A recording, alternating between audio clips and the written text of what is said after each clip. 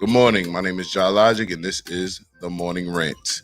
And I want to introduce my two co-hosts, Schoolboy and J-Dub. What's going on, players? We in the building, baby. Morning What up? time. Yes, sir. That schoolboy trying to look all sophisticated, nigga. You just talk about smashing hoes. Don't even try to What? look all like intelligent. Smashing hoes? What is smashing hoes? Amazing. Trying to get a check. Straighten up. And I hope you got some pants on today. Because you pulled a little twist last week. I can't confirm facts, sir. Oh, Lord. What a mess. Cannot confirm or deny that. Hey, Yep. J-Dub, do you hear an echo when you talk? To me? Oh, yeah, I do hear echo when I talk. Why is that?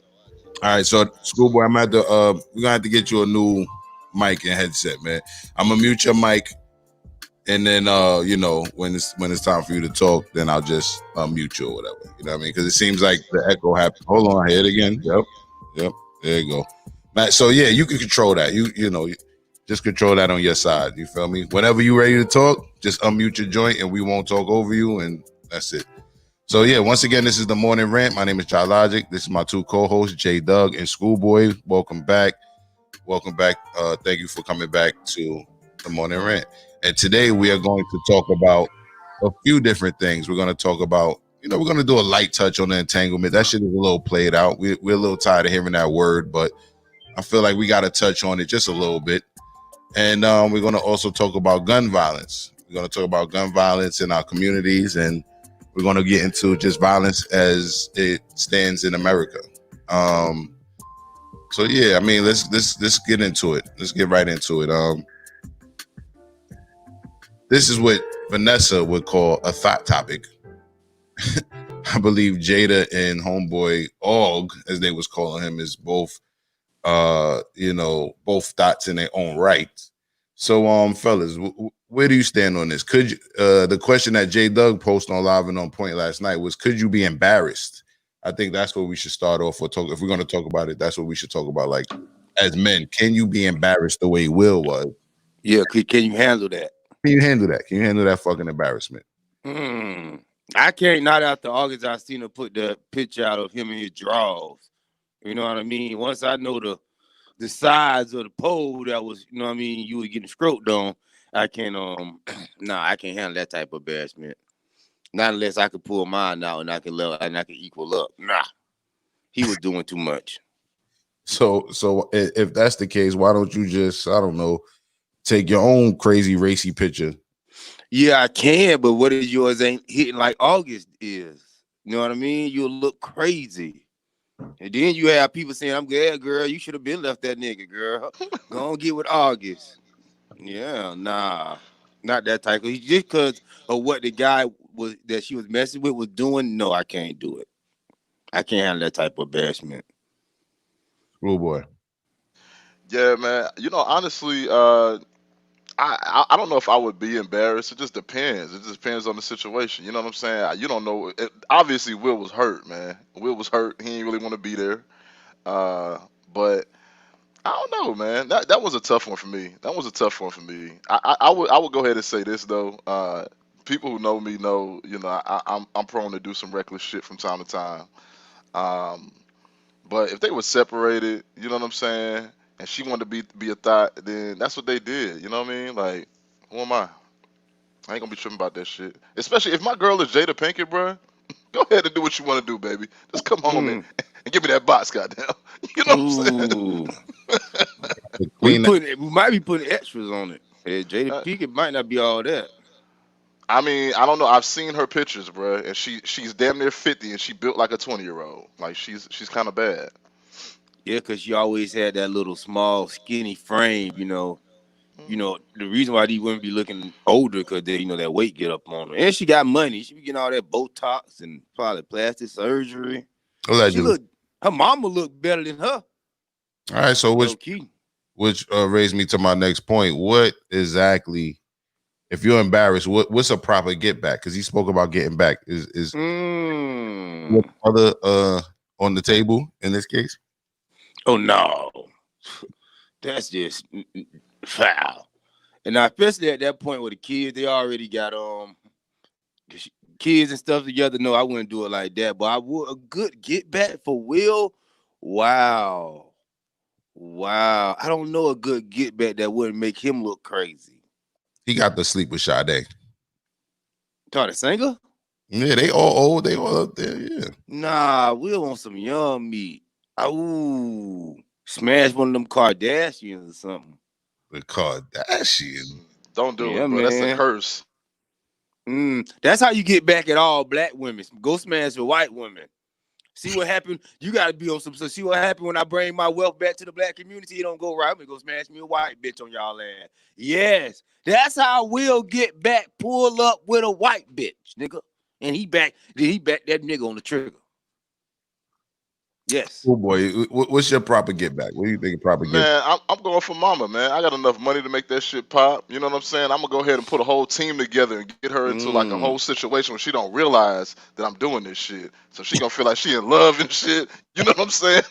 And she gonna fall in love with me and shit. I'm gonna be posting shit up on Instagram and shit. Us in the bed looking at all cheesing in the camera and shit. I'm gonna be extra with this shit. Then I'm gonna be taking random women on trips outside the country. You know what I'm saying? I'm going all out. You know what I'm saying? If you embarrass me like that, for at least another 3 months, I'm going in. Especially if I got money to do that shit. Absolutely. Should he shoot a fade? Should they shoot a fade? Yeah, him and August. Him and August? Nah. That'll be a proper get back if he really could put them hands on August. Look weak, crazy ass. Now here go the thing. We know Will can put the hands on him because Will trained for Ali. Will beat that nigga ass. That'll be a problem. Listen, I see. That's another thing that I would do because I think I talked about it before. I would definitely put hands on friends and family if necessary. So go ahead and knock this nigga out and just make him look crazy. I mean, and the thing about it is people say, well, you should be bigger than that. You know what I'm saying? Like, I don't have to be bigger than that. You know what I'm saying? All is fair in love and war. So if I feel like, somebody need to check in with these knuckles and I need to go ahead and pop off. I think he got caught with some chick named Margot or some shit like that. But if I gotta go ahead and pop off with somebody else, that's what's gonna happen. And if it's your mama, even better. I know the porn star Tina Trump. She was like, "Yo, I got that get back for you, bitch. Your pussy whoa out. Stop it. Nobody ain't talking. Ain't no get back." That's cool. I was about to say she's an anal specialist, so oh no, honey, that might be some good back. Oh no. Hey, look, man. Good morning, Slim. Good morning. I see you, brother. Listen, man. Y'all both raised some good points. I think that it's not beyond me. I already love older women and shit, so it's not. I think it's not beyond me. I think taking down her moms would have been good back, and I agree with you. Also giving son that knuckle game is good. Get back. You know what I'm saying? At the same time, it could definitely backfire because if he fuck around and lose that fight, oh man, it's over for him. You know what I'm saying? So that's a little risky. At the same time, you know what I'm saying? She said that he already got her back. So that raises the question, are we just being the typical men? Are we just saying, yo, man, that shit is just embarrassing because, somebody fucked my woman. But at the same time, Lord, behind the scenes, Fresh Prince done took all types of shit down and she done forgave him for all types of shit already. And she just stepped out one time. What if that's the case? Still, we know when women do it, it's very dramatic, because we know you was having a good time We don't even know what you was in there doing with August. You might have gave August that sloppy toppy. So yeah, nah. There's too many things to be unanswered when it comes to women. Was you the aggressor? You know what I mean? I maybe could forgive you if a nigga no aggressed you into having sex. But if you jumped on a nigga, start slobbing on a nigga like you happy to be there, nah. I think it's obvious that was the case because That's- she said, "Make me feel good," or what she say? She said, Yeah, make me feel good. that she had Jolly. such a long time, and she basically saying she he ain't been servicing the body. So that's what I'm saying. Yeah. What was that? What was the point I would come to? Basically saying that if she was the aggressor, then females when they cheat is a little different. Basically. Oh yeah, you were saying that that'll overthrow anything Will Cal have done. You know what I mean, smashing a little pussy. Women don't truly honestly care about that. If they be honest. They don't really care about you smashing on another pussy. They just mad about they losing control over their man. That's be the main thing. Women is more concerned about the control. They don't care about you smashing nothing else.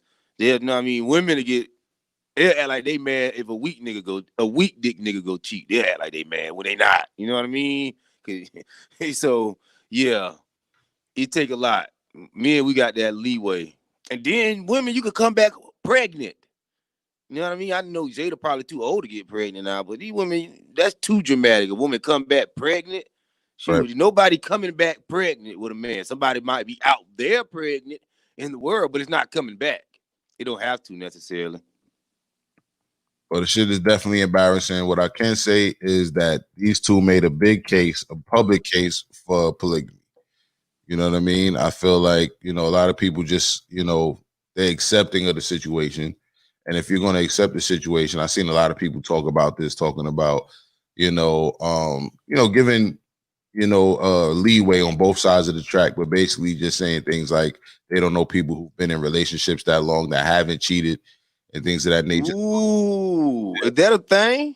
Well, a lot of women believe that. A lot of women don't believe that, there's dudes that's not going to cheat. So if they believe that, why not, organize the shit?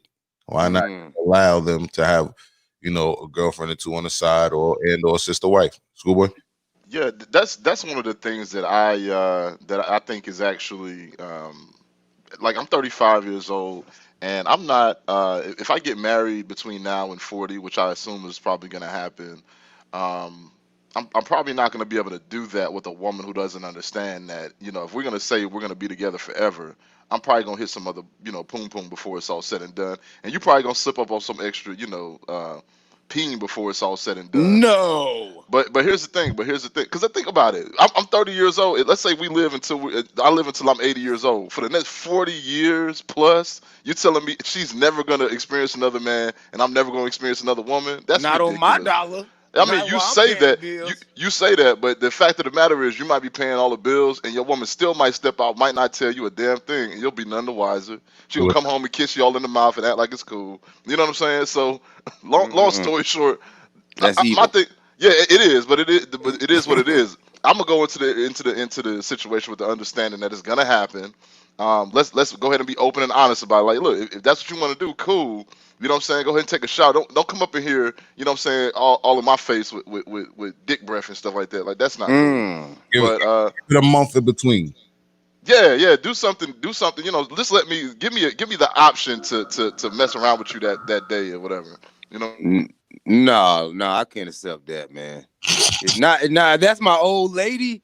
Yes, but you talk about marriage. No, marriage. You have to be ready to retire your pussy at any time. That's why I don't like either. It's too hard to make these women happy these days because everybody's so over sexualized. A nigga's not gonna hit your pussy like the first time for 20 years. No, it's not gonna happen like that. All right. So with that being said, like, do you agree that you as a man should have more than one, even after you get married? I believe it depends on what part of the world that you're in. If you're in Africa where the cost of living is a cow and a hut, then you can have all the bitches you want up in that hut. You know what I mean? But in America, you need to have the money to afford all these women. No, I don't want you just out here.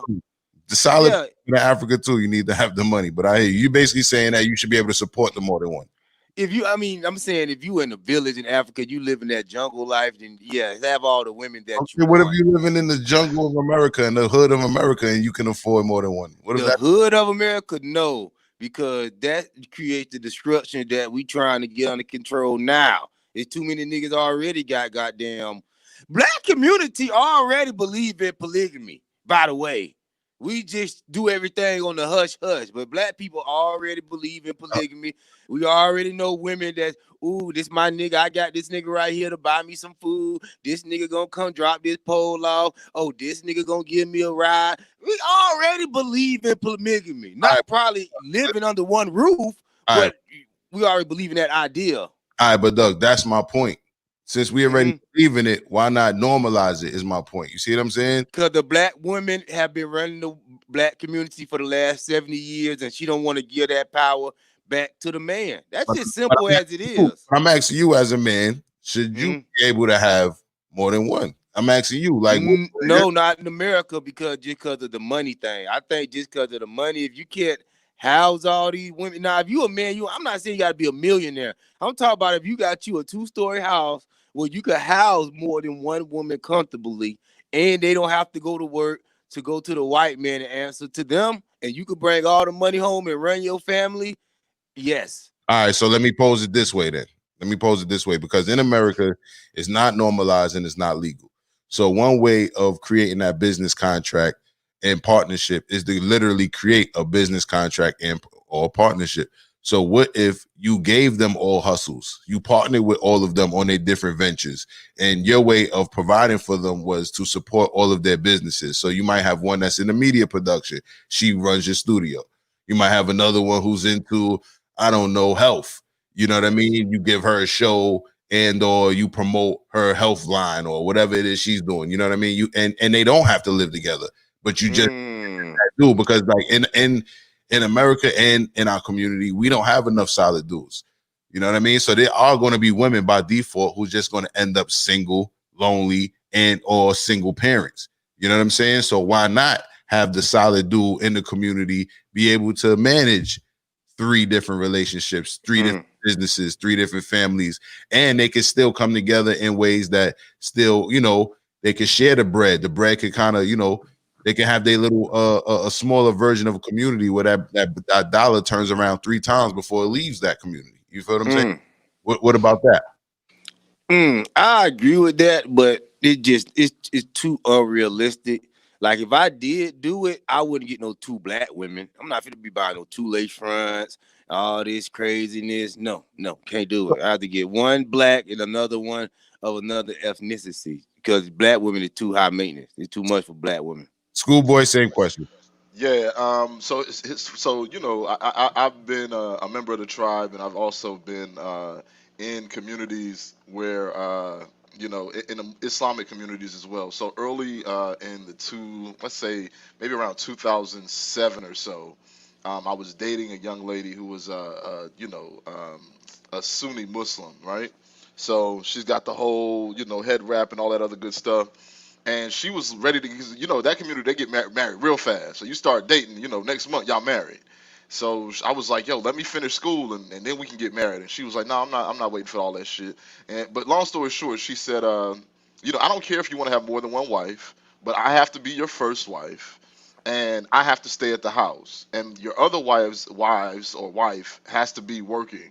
She has to be outside the house, but I'll take care of her children as well. Ooh, I would have married her that day. Yeah, but here's the thing. Here's the thing. Like, there was a lot more to it than just that. It wasn't like that. But long What's story more? short, long story short, that didn't work out. And like I said, we stopped dating, and maybe 6 months later, she was married. You Yeah, know what I cause mean? a true player know how to work the game. You, You say that, but I'll leave that alone. Long story yeah. short, man, like it could work. And the other thing about it is this: when you talk about relationship, and she actually put me up on that game. She was like, a lot of people think that y'all about to just be, bouncing, jumping up and down on all these women in your house, and really, no. What's supposed to happen is I'm supposed to have my own house, and she's supposed to have her own house. So that's what That is really the expectation. that's But what if I'm that's not, saying. yeah, yeah, yeah. If So you that's can't right. That's provide that. And then Logic, you said something about it's a lot of women. There's a lot of women who um who dang, I just lost my train of thought. It's a lot of women who are not going to be able to find a man, and that's an absolute fact. I mean, that's just the reality of the situation. So, and then like we all have agreed in the community, it's an unspoken rule that like folks gonna be out here doing what the hell they want to do as long as nobody finds out and no babies come out and no STDs, everything cool. And so it is what it is. In France, they have like that whole system formalized so that you sit down at the table with your wife and your girlfriend and y'all go on holidays together. You know what I'm saying? And everybody know their place. And I'd rather it be like that. Like my thing about it is just be honest with me. You know what I'm saying? Like if you out here and you don't found some dude who making that kitty purr and stuff like that. I mean, it is what it About is. And that we, kitty. yeah. We if we together, if we together the last 10 years, I'm not really, checking for your poom poom like that. You ain't really checking for me like that. But we got a business relationship that works. Everything else is kicking except for that. Like, yo, let's do our own thing. We don't have to sit here and be sneaking around and I don't want to get caught and as much as exciting or whatever. You know what I'm saying? Let's be careful about it. You know what I'm saying? Wrap that thing up. Make sure the birth control is popping.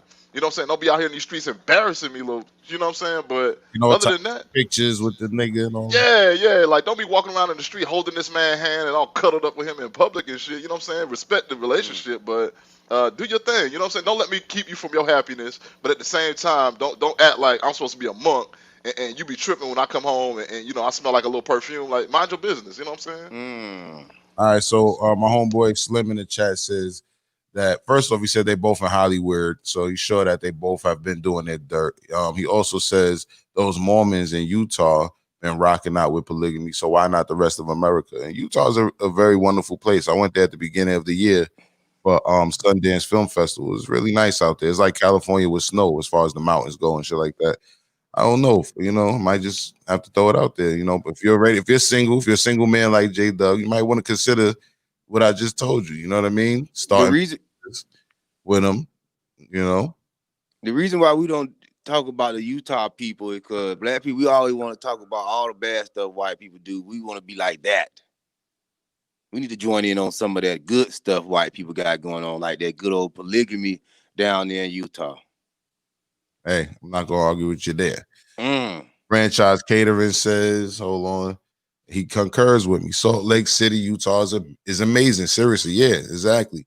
You know what I mean? I was able to get out there pre-COVID. Thank God. You know what I'm saying? Because this traveling shit right now, you can't travel without basically willing to lose your life right now. You know what I'm saying? But and then he also says, franchise catering, I ain't wrapping up nothing but a conversation. So so that means you got to be the one with the multiple wives. You know what I'm saying? You can't be the side dude. How about that?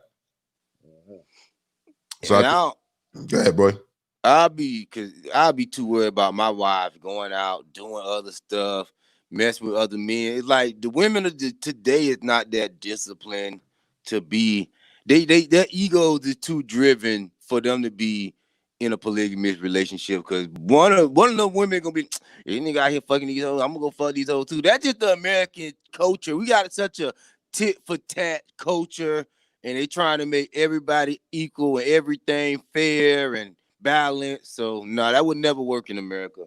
Because nothing when in a marriage like that, it's not gonna be any type of fairness. Somebody gonna be not getting something.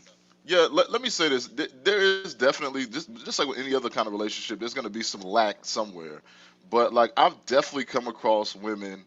Unfortunately, quiet as it's kept, it was somebody else's woman. But she basically was like, hey, if me and you get together, then we already know what it is. You know what I'm saying? I was like, yeah, like let's do our own thing, but just keep it respectful. And the thing was, she was like, I'm not trying to be out here having 4 or 5 different little pees, in me and stuff like that.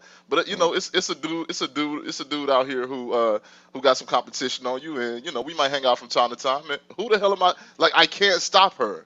If she wants to do that, it's nothing you can do about that. Yes, but I'm not finna be fronting the bill. You know No, what you I don't have to mean? front the bill. That's the thing. Like, I'm not gonna pay for the hotel room. Like, if that's what you're doing, you already know it's certain things that you're not gonna get. Now, if a woman is telling me, "Oh, look, you take care of everything. I'm gonna be down for you," and da da da da da. Cool. I'm gonna go ahead and take care of her. a certain type of way. But if a chick is out here talking about something, yeah, I'm with you, but I got a boyfriend, then the shit that's related to you and your boyfriend, you want to go out there and see him. Don't ask me for no money for shit. You know what I'm saying? You got to figure that out on your own. But everything I'm gonna look at it being related to your boyfriend. Schoolboy, franchise caterer says Schoolboy on that August type time. Yes, sir. Yes, sir. Yes, sir. It's a known fact, man. It is what it is, man. I'm not gonna say hide your folk, but if she come at me, I'm not gonna tell her no. I'm just gonna be honest with you. All right, so this is what I'm gonna say in closing. I'll give everybody the last points. Speaking of women having the side dude, because that was basically where I was going to get at. Like, if you can agree to have multiple wives, how would you feel about them doing them? Which is like J Doug said earlier, that women are going to want to have something outside. And Schoolboy said that he was actually cool with that. J Doug obviously isn't. But what I want to pose to J Doug's point on why he's not cool with it is that, to go back to my point earlier, they more times they might step out, they might date other dudes or whatever if I had that type of arrangement, but the majority of these dudes is not going to be a real one. So it's really going to be a short-lived situation. It might just be physical for the moment until that motherfucker say or do the wrong thing, and she's going to be like, I'm over this dude. It's either going to be like that type of situation, or the nigga's going to be too involved and he's going to be some like type stalker nigga where you're going to end up having to protect her anyway, the same way you would have to intimidate the nigga if you was just her homeboy. Nah, I'm not protecting you from your side, nigga. Sorry. What if it was you get your ass beat by your side, nigga? You got your ass beat by the side. All right, but what if that was your homegirl though? What if that was just your homegirl and she has some type of weirdo in her life? Would you not at least play the man in her life that would, protect her, or give this guy something second to, something to Yeah, that's a whole touchy conversation, because you could get into all that situation. Next thing you know, they fucking that night and you locked up in jail because you try to intervene in some shit. I'm not saying come out guns a-blazing. I'm saying if she's not fucking with a dude and he's just overly into her, like she's over this nigga, she's over, and she brings your name up on some don't make me call my friend type shit at least. So he knows you exist and he's a little scared of you. You know what I'm saying? Nah, I don't get involved in other people's situation like that. Friend, sister, family, because I don't know what other people do. I don't look at everybody as innocent. I don't know what you did. What did you do? What's going on? How long have this been going on? Why is this coming into my table? I don't like to take on other people's problems. I don't give a fuck who they are. I can respect it. Yeah. You got anything to say in closing? No, that's it. Schoolboy. Nah. I'm good, man. I'm good. Like I said, I really want to see polygamy and stuff like that. I want to see us like be realistic about what's going on. Just to cut it back to a little bit more of a serious note. Like, in the Bible, man, we see when people are under or in a situation of warfare.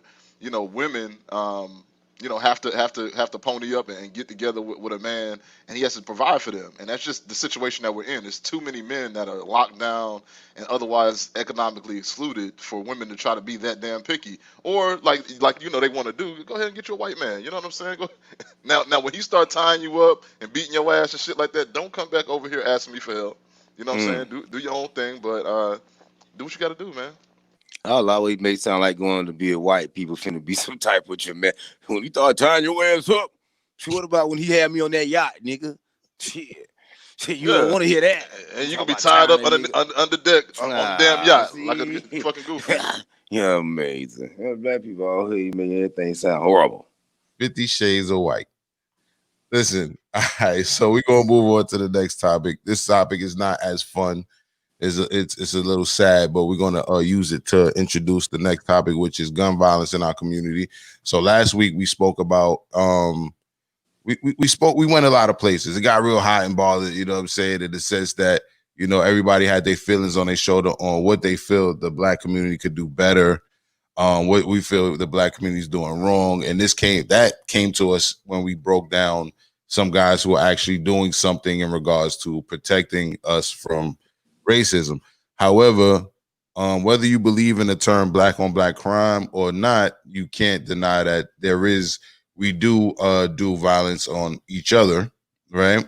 We do commit crimes on acts of violence, within our own communities, and that we probably shouldn't. Not even probably, we shouldn't. You know what I'm saying? Like, we under enough pressure as it is. We don't have to be we don't have to add to it. You know what I'm saying? And there's a lot of places we can go speaking of that, but we're gonna just bring up this article and not to antagonize the situation, not to belittle it, not to downplay it, but to use it as an example of what shouldn't happen in our community. And this story comes to us by way of New York Daily News, and this is about the young man, 1 year old, who was shot in basically a shootout in Brooklyn. So the title of the article is a quote from the grandmother that says, "When is it going to end?"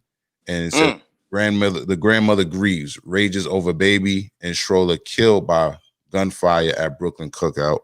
I'm gonna read a little bit of the story. Once again, like I said, it's a sad story. A baby sitting in his stroller died from a hail of gunfire that wounded 3 men at a cookout at a Brooklyn park, police said Monday. He was the joy of my life, the slain boy's devastated grandmother, Samantha Gardner, told the Daily News. I just got the call saying my grandson was shot.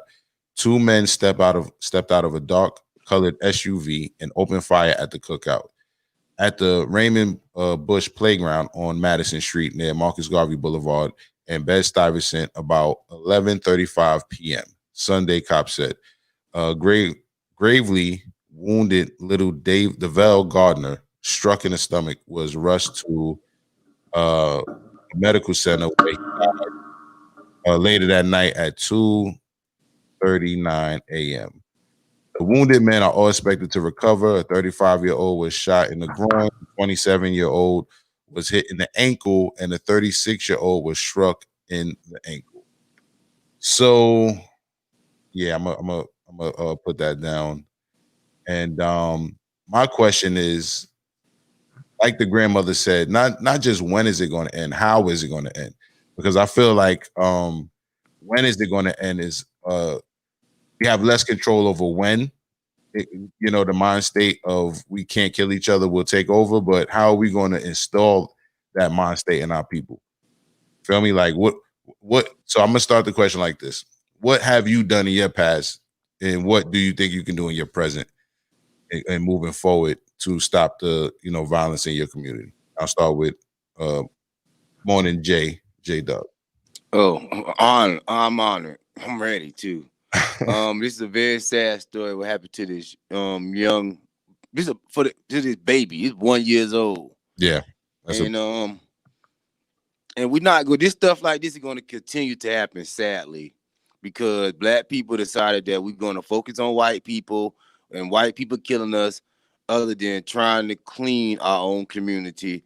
One thing I didn't like about the article, they just tried to say, "Oh, some men hopped out the truck and they just started spraying the party." No, it was some black niggas hopped out that truck and started spraying up the party and didn't give a fuck who they hit. We more concerned about a knee on the neck than that. That's what we need to be protesting. That's what people were trying to tell us months ago. This is why white people is not taking us serious, because you talking about this, and then we got these other situations. This is like the 6th child that done died in like 2 weeks from stray bullets. Not from white people, not from people coming in, not from redlining. This happened from black people. So if we don't fix this situation, that's why I said last week, we can go and fix the white situation. Cool. White people love us. White people treating us fair. White people giving us everything we want. Now we go back to the community. We got to still worry about a nigga pulling up at the barbecue, killing the 1 year old. So now we back at square one. Okay. I don't want to debate it, but I just want to quickly respond to a couple of things you said. You said as far as like not the white man, not redlining.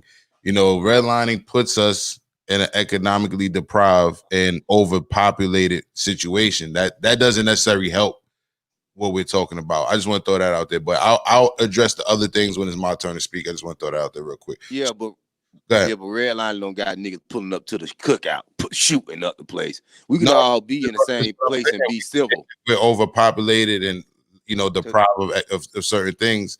So you mean act a damn fool? I'm not saying that. I'm not saying that. And let's not make it about just this situation, because I do not want to, say certain things about this situation and be unsensitive to it. You know what I mean? So let's Yeah, let's we talk. got to tell the truth though if we're gonna Yeah, really change this let's, stuff. let's talk about it in general. I don't want to just keep harboring over the cookout, because this is a real story. That's real.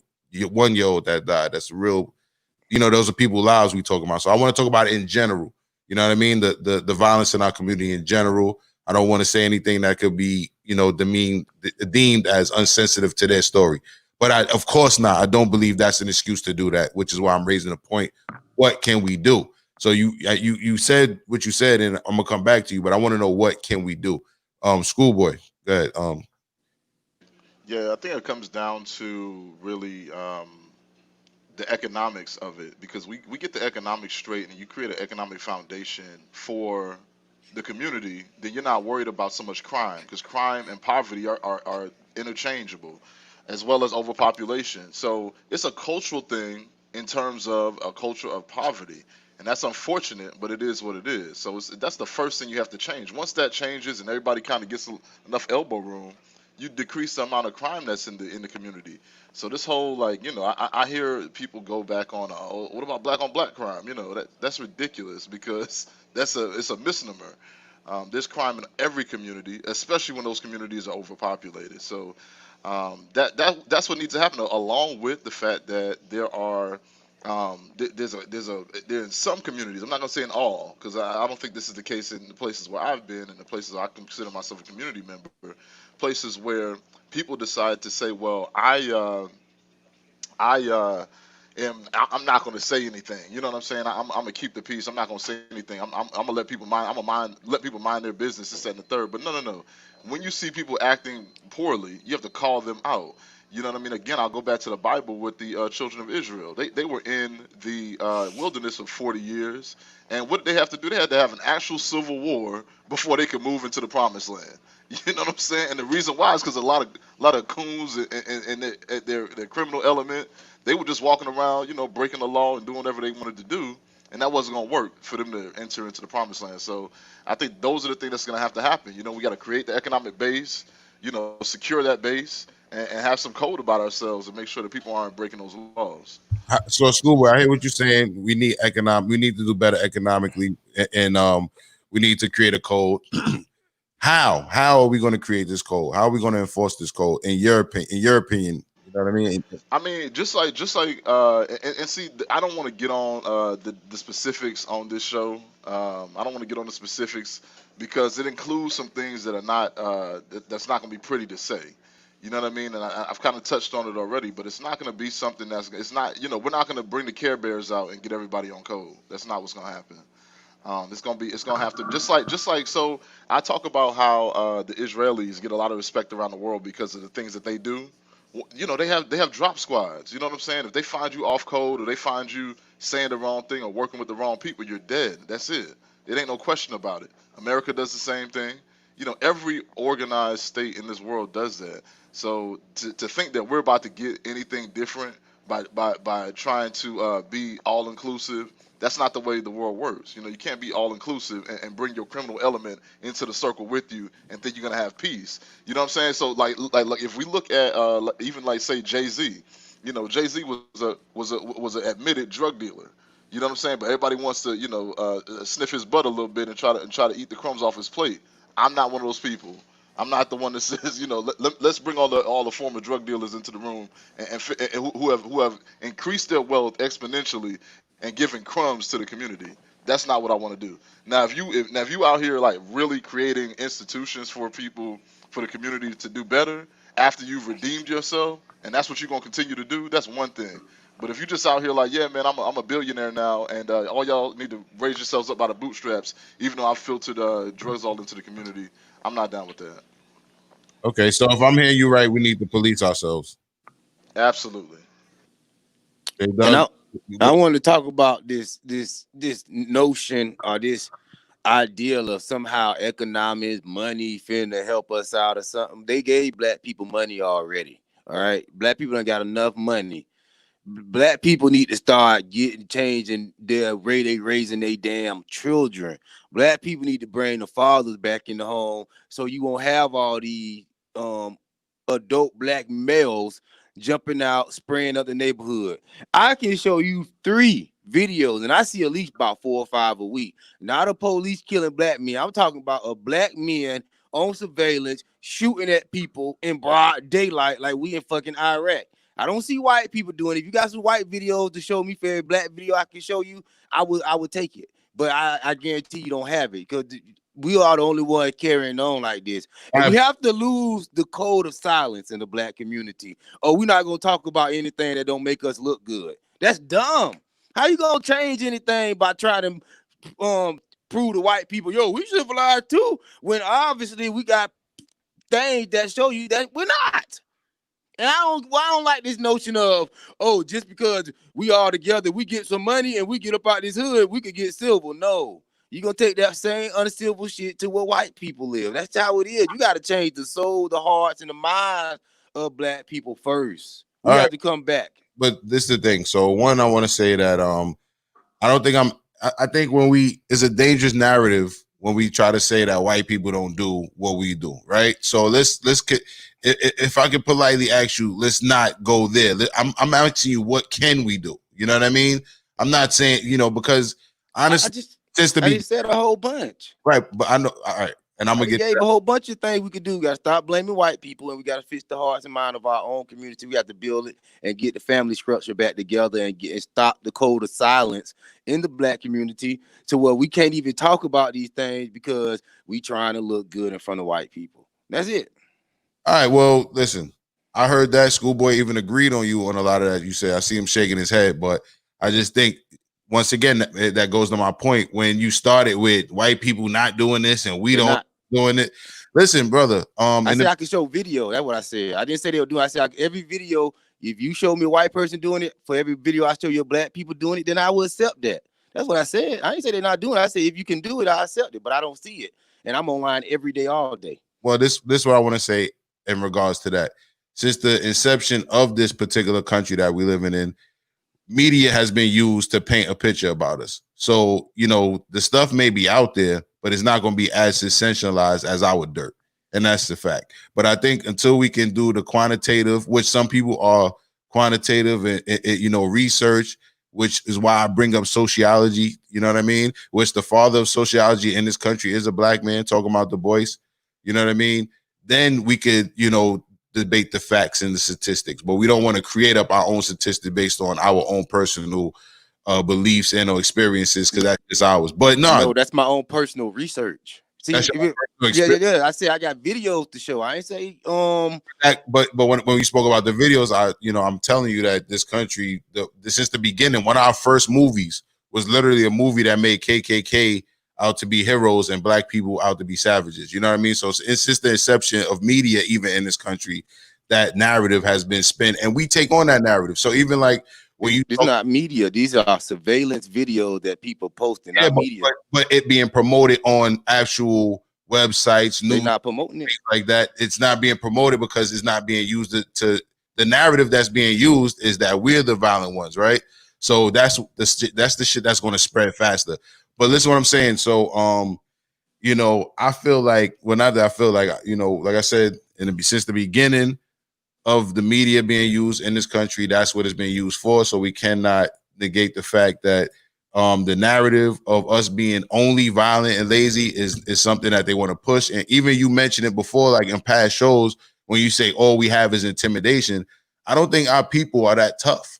You know what I mean? So we got this image of being tough, but if we really was that tough, you know what I mean? We would, race relations would be a lot more turbulent in regards to how we handle it in this country. You know what I mean? If we were really that tough, you know what I'm saying? We're really, it's not that serious. We don't avenge ourselves when, people come from outside the community like that. You don't hear stories of us killing cops at a large number. You know what I mean? It's one in a few, you know what I mean? No. So we're not that tough, but that image of we so tough is what we see a lot, you know what I mean, in regards to how we treat ourselves. And then now we got this new, also a feminized version of the black man that's being, pushed on us with media as well. So we either super tough and ignorant, or we just super soft, you know what I mean? So we don't really get the image of brothers like us, you know what I mean? But guys, can you reiterate your what you feel we should do again? I'm sorry. Who, me? Yeah, can you just reiterate one more time for the people? I want us to rebuild a family. Rebuild I family. want us to get rid of the code of silence to where black people don't want to talk about anything that don't make them look present in front of other cultures. Like, we need to lose that. Like, oh, why we talk about this in front of everybody? It's like, come on, because it exists, and this is the main problem. And we got to stop skipping over problems in the community, and stop focusing on everything that white people doing, and start getting these goons and people that's willing to have broad day shootouts, all these people like that out of community.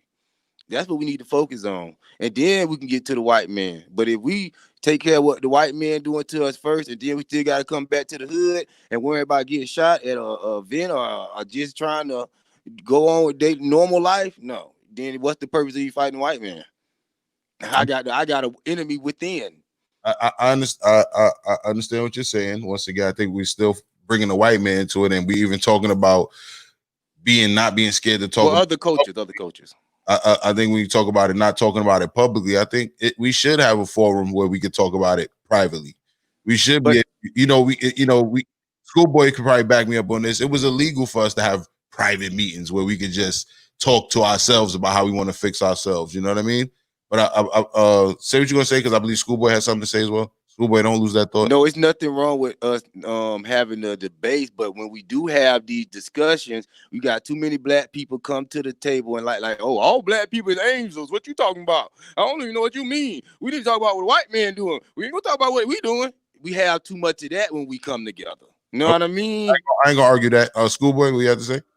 Well, no, I think that one of the things that we have to be wary of is also when we sit down and talk that there are going to be people who are going to want to say, well, you know, the ice is colder over there and the grass is green over there, and that's nonsense. You know what I'm saying? Like, there's no perfect utopia of people in this world, because that's not what people do. So there's some issues that need to be fixed, but to assume that somebody has the answer, if somebody had the answer, then the problem would be fixed. It wouldn't be a problem. There's no real answer for a lot of this stuff. You have to work the answer out as you go. And that's, I mean, even if we look at the American experience, experiment, I should say, this experiment isn't perfect, and we see cracks in the experiment all the time.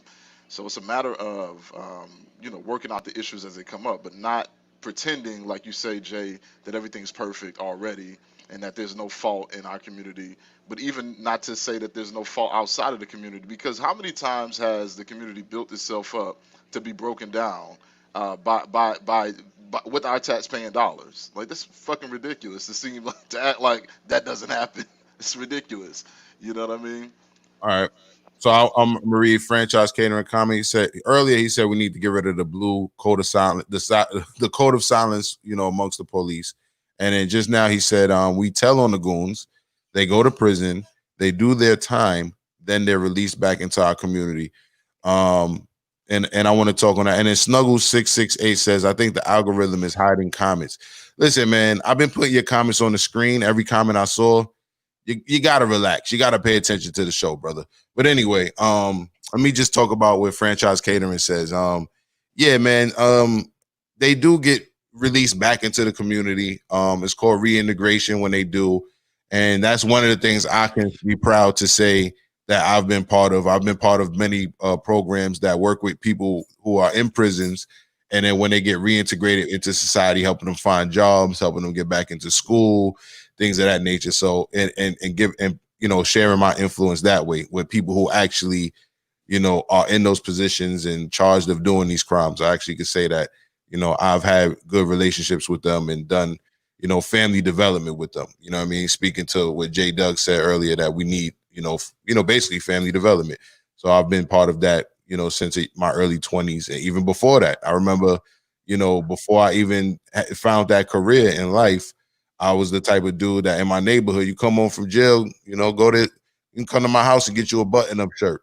You know what I'm saying? For a job interview. You know what I mean? Like, that's just naturally who I am. So I think we need more stand-up men in our community. I agree with that. When it comes to family development, I think we need to consider polygamy. I'll bring that back up to bring it full circle to what we said earlier, because the stand-up men in our community need to be able to take care of multiple families. Not right now because the black man ain't strong enough to have no. No, That's that's not not gonna work. true. It's That's not very all. true. Nah, to say all black men are like that is ridiculous. It's But not I'm true. talking about the mass majority. You got too many black men of that other thug culture. No, I But hear you. I hear you. But there's also a decent amount that we can't just exclude them from the conversation as if they don't exist. You know, it's yeah, just not real. If you qualify, you should be qualifications for that. yeah, but listen, that's my point then. You know what I mean? Like if you qualify for that, you should be able to get the job. You know what I mean? It should be legalized, it should be normalized. And if you are that strong man in your community, yeah, you should be able to build with more than one family. And that's the thing. I'm sorry. Go ahead. No, that I basically said it. You should be able to build with more than one family and nation build that way. And then the guys who aren't qualified, who aren't strong enough, it's going to have something for them to aspire to, because that would be the other thing I think we should do. We need to make being stand-up man cool again. You know what I'm saying? I don't know if we ever had it. I think it was cool at a certain point in time, but then media once again came in and perverted that with the whole black exploitation film. So black exploitation films was actually started by people like Melvin Van Peebles, who made a film about a black man actually being, that dude fighting against the system and all of this, and still being coming from the street. And then they took that and said, okay, well, let's make some street dudes fight cops, but he's a drug dealer, he's a pimp, he's this. And then it kind of they perverted that whole genre of film, and then it became something else. But Schoolboy, you were trying to say something?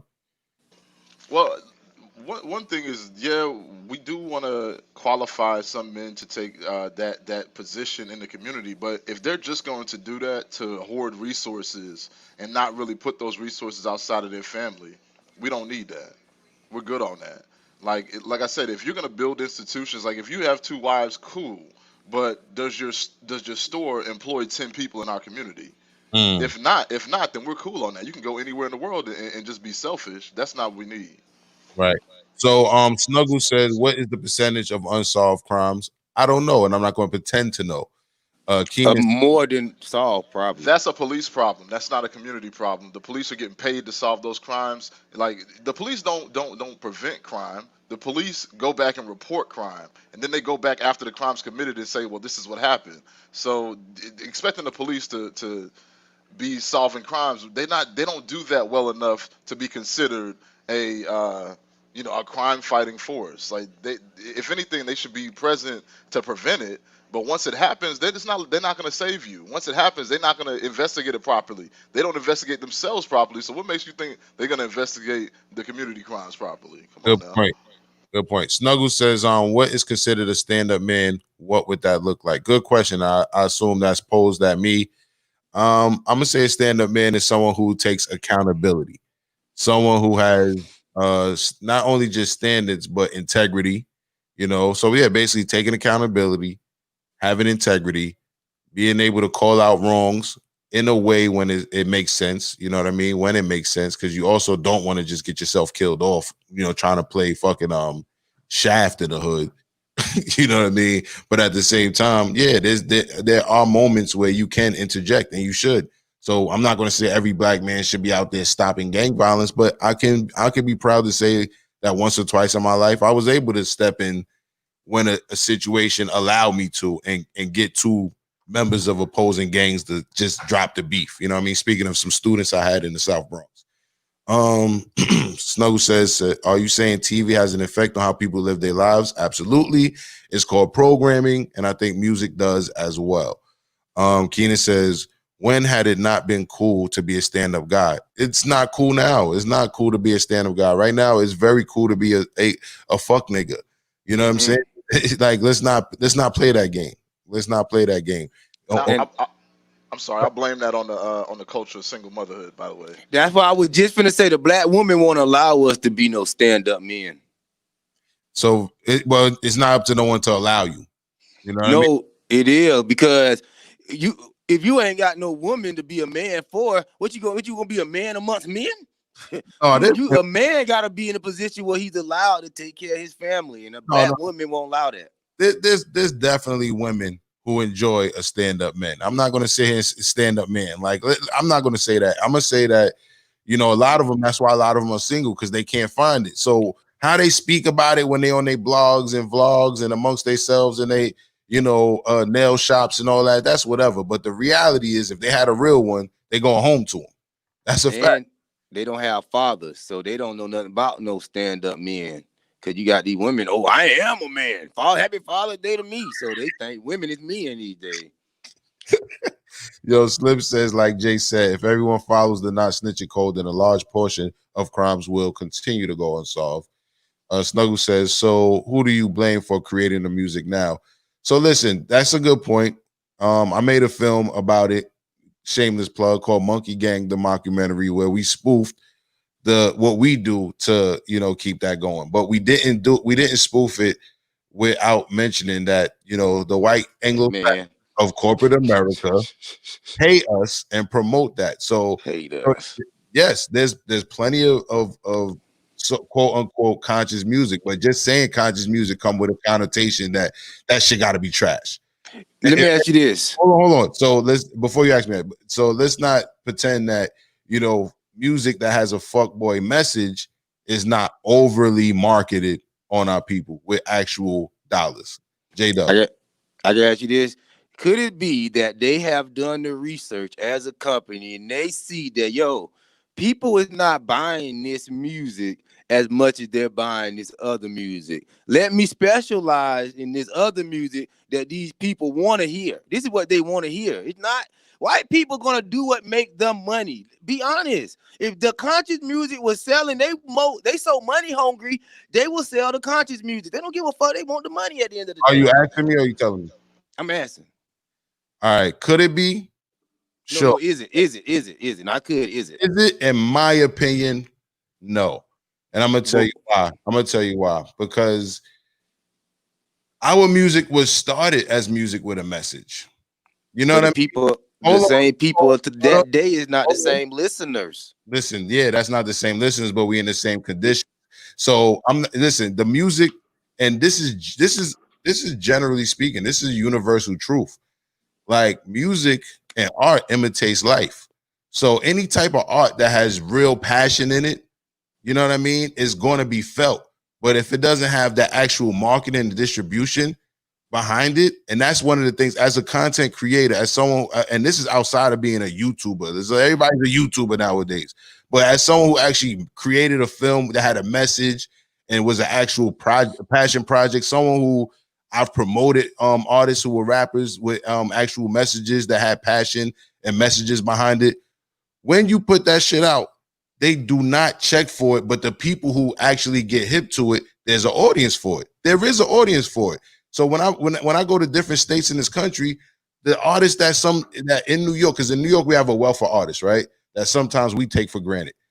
Those same artists with messages like Immortal Techniques and people with this, you call them trash, but when he goes overseas, or not even overseas, when he goes to different states, he's selling out concerts. You know what I mean? And be careful how you talk about my homeboy. Show some respect. That's my homeboy in real life. But listen to what I'm saying. Like, when he go out to different places in California, all up and down the coast, he's selling out concerts because there are thousands and millions of people who fuck with it from in the country to overseas. But we don't hear about that. We hear about the motherfucker with the fake jewelry that they put the marketing budget behind and tell you this nigga's balling, follow that nigga. So the youth who don't know no better think that's the nigga who's popping, not even knowing that there's tons of people surrounding him that love some other shit. You know what I mean? That loves something with a message, that loves actual art, that has a message and passion behind it. You know what I'm saying? Virginia Sim says it's all propaganda. Exactly. Media has a huge impact on how people view the world. Exactly. Redemption says truth. Snuggles says Snuggles. I think what they are trying to convey is that the system give women so much power that they can keep the man out of the house. I'm the man that has no power to protect himself and his child. Exactly. You don't have no control over what the women, the system and all this stuff got going against you. If the black women is always willing to use the system against us, how? I don't get it. I'll tell you this much. You have control over who you pick.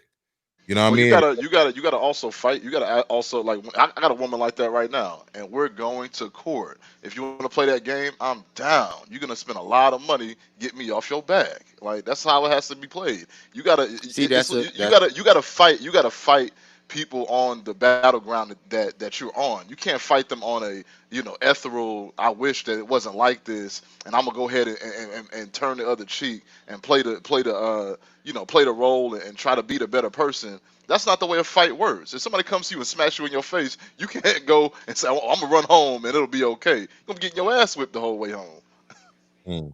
You wanted to say something, J Dub? Yeah, and I don't like that either. See, the black community between the men and the women is too much tit for tat, tit for tat, tit for tat. You do this, do this. We gotta learn how to work together, man. Oh, like I said, you can't now be hold a on. man. Hold on, Here's the thing. I'm sorry. Go ahead. No. I want you to go ahead. You go ahead. But I'm just saying This is that's how you can't be a man. Yeah, It's but we talk about tit for tat, and I noticed like in my situation, people always say, "Well, y'all just need to figure it out." Well, this is the thing: you can figure it out with somebody who's trying to figure it out. Oftentimes, a woman, now she's single because she has a terrible attitude, and don't nobody really want to deal. Like nobody wants to deal with somebody with a terrible attitude. So now she want to, throw daggers and this, that, and the third. And now I'm going through court and all of this other stuff, and it's like, it's really unnecessary. If you would just work with me, we could do that. But if you're not trying to work with me, you calling me all out my name and trying to do all this extra shit pussy because ass you're nigga. unhappy with your life. If that's the case, then it's nothing. We're not gonna work on nothing. All we're gonna do is go to court, and we're gonna have the judge figure it out. And the funny thing about it is that every time we get in front of the officials, they always tell her, you need to calm down. It's always her who needs to calm down. It's always her who's out of pocket. You know what I'm saying? And so that's what I'm gonna do. I'm gonna have to keep bringing them into the situation and saying, hey, look at this situation. This woman is bullying the entire fucking family. The Then kids you are. ain't a man. That would take your manhood away. Cause That now doesn't you take gotta my go manhood. through it. That Not doesn't take take my your man. manhood away, but that prevents the man from being a man. Cause now you gotta go to court. You gotta go. What I supposed to be doing, white man? What's the next step? Oh, that shit. Then who's over your life at that point? God ain't even over your life at that point. It's the Well, white I man. mean, no. The fact of the matter is, people like to say little stuff like that. You know what I'm saying? But the fact of the matter is, we all answer to somebody. There's always a collaboration in this life, so it's not like anybody is out here doing things. Even when you say I'm independent, yeah, but you work for your clients. Yeah. Okay, so the whole the idea that because I'm a man, I just do whatever the hell I want to do. That's not real. You know what I'm saying? This is a society we live That's in. a good point, schoolboy. You make a few good points. We are all interconnected. You know what I mean? And if you have to go to a court to mediate your situation, then you just can't back down from that fight. And I do know people who are actually winning that fight. You know what I mean? And who are in situations like schoolboy where the woman is going crazy. And not to say all women are crazy, but they have picked the wrong partner, unfortunately, and that shit backfire on the partner for being out of pocket, and it's obvious and plain once they go into the court sometimes. So Wendy says, good morning to you, Blue. Hey, Wendy. real quick, Lodge, I want to say this too. I'm an advocate for when your baby mother start acting like that and carrying on. You might have to say fuck her and the kids and just go on about with your life. Pay your child support. I wouldn't see No, none of it. I'm not finna be going no. back and forth with no woman like that over no kids. I'm You can gonna have the kids.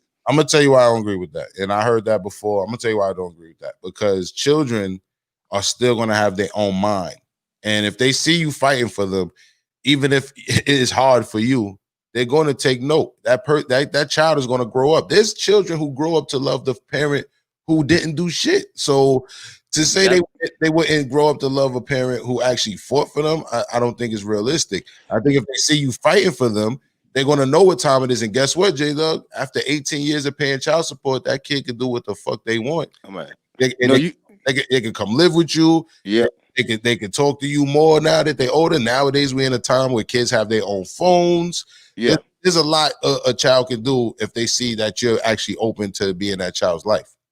Yeah, and on the other, this is why you right on that hand, but on this hand, I want the women to start taking responsibility for what's going on. See, black men have to start blaming, have to start showing, and have to not even blaming, but letting people obviously see who's the problem in this situation. If we keep going tit for tat with these women, they're never going to be obviously for everybody to see, yo, you're wrong for what you're doing.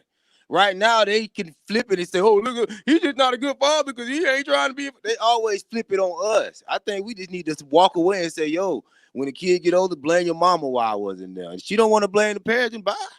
But We have to start just buying. I just because I see too many people let that run their lives like some you kids. can't say both that we need family development, and then if you pick the crazy baby parent for your child, that you should say bye. That's not no family at that point. If y'all not together and working things out, even though y'all got kids, it may be kids and a woman and a man. That don't make it a family. Still. No, Hold the on, J-Dub.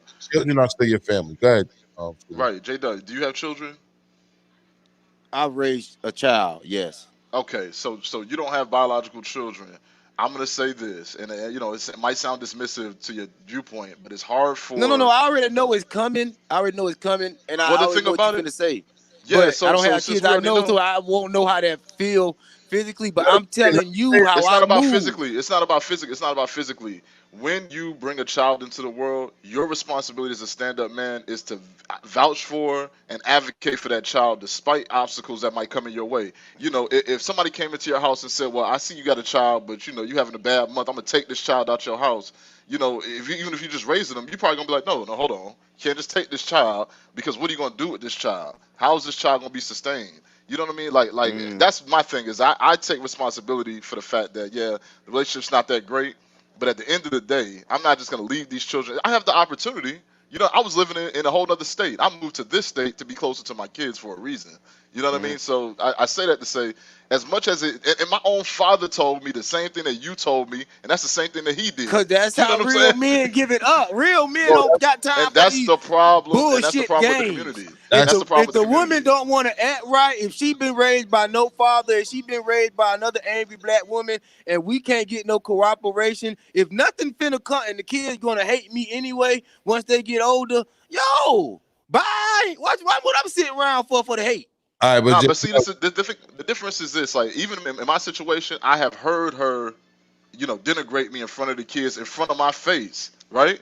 Of But course. my kids absolutely love me, and the reason why my kids love me without reserve is because I showed them an abundance of love. There's nothing she can say that's gonna change that, but I can't do that if I'm not there.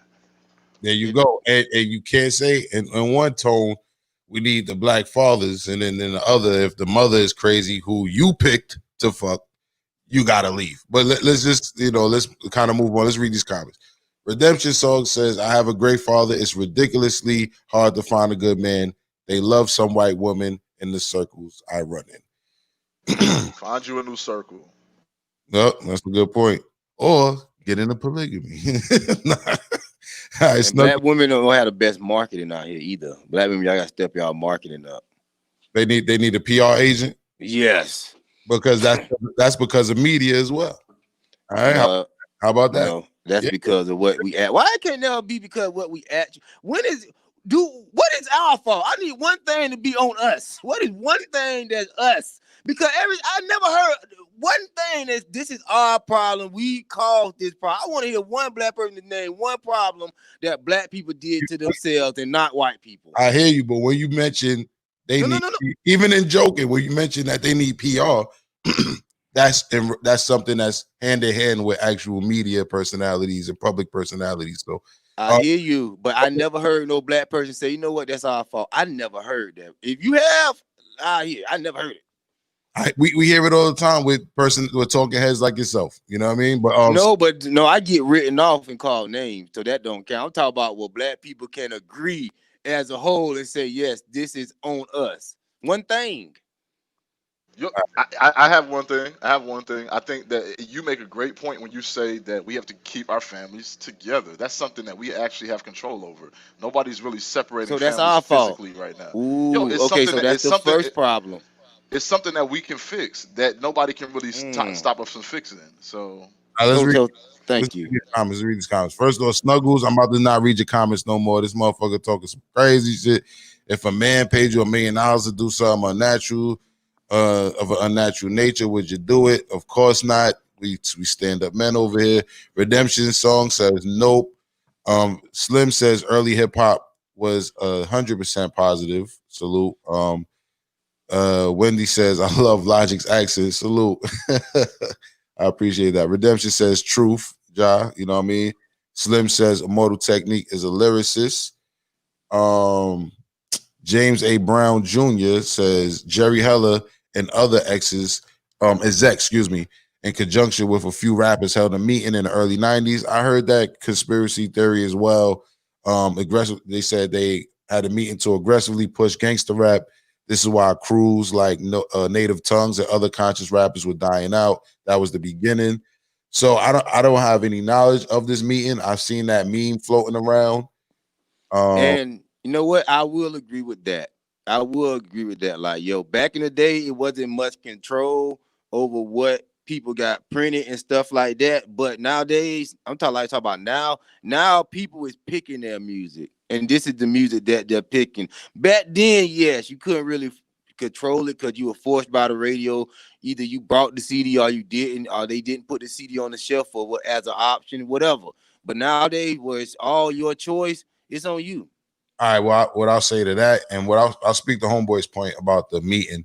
Like I said, I have no knowledge of this meeting, but what I will say is, in my opinion, the term gangster rap was actually coined by the media in the corporate world. You know what I mean? Like, we wasn't calling ourselves gangster rap at first, but once they gave us that term, we fell for it. You know what I mean? Because we're hungry. We said, "Oh, is money if we call ourselves gangster raps? Well, then we fucking gangster rappers." If you listen to earlier NWA talks, they talk about how they didn't even think they were going to blow up with the shit they was talking because a lot of it was like comedy. You know what I mean? And then it became reality rap, and then it became gangster rap. You know what I'm saying? So, franchise catering says so. Oh, and to speak to your point, J Doug, I hear you. We do have a lot of options now. Even as an artist, you can self-distribute, but they're still going to put the marketing dollars behind the bullshit. That's where the marketing dollars are going to go. You're not going to see somebody pick up a dope artist like that too often and just put marketing dollars behind someone with an actual message. And another thing too is I hear what you're saying, and you're right about that too. But we got to understand too, other races consume and purchase hip hop more than black people. I know the black people, we more square to it. This is our thing, but other people are the one that they're pushing that to. It's not really about us in the whole, because like I said, at these concerts, it be mostly white people. So they're not really, that's why I say it's not nothing I feel like is malicious, because they're selling the music to their people. They're not really too much selling it to our people like that. Our people, we bootlegging shit. We ain't really buying shit like that. It just shows in the numbers. Copy. So I can't argue with that. I definitely gone to a lot of great. So that's why I don't like that little theory of, they trying to poison our mind. They selling that shit to them. They putting that shit on TV for them to see. That's true, but they still market it to us, and they market it to them, which goes to my earlier point. They'll put the marketing dollars behind the motherfucker talking that crazy shit because it works both ways. It's a win-win in that agenda, because now they're marketing that we fucking idiots to that community who's going to grow up to be your fucking boss. It's just young white people like them white kids could take, cut their hair, put on a button up, and be your fucking boss. You know what I mean? And look at you like you the fucking rapper and think they know black culture because they know what was marketed, which could be very well, and most times, some fuck shit. Franchise catering. So, Schoolboy, you got a co-parent or a baby mama? Because that sounds like a baby mama, respectfully. Homeboy says franchise catering. Yeah, sometimes those things are one and the same. And shout out to my homeboy James. That's one of my homeboys from way back in the day. Okay, that's what's up. Angry black woman stereotypes. Where did you fall short? Is a question. Redemption song says. I don't know who was aimed at. Maybe J Doug. Do you understand that question? Angry black. It's not the angry.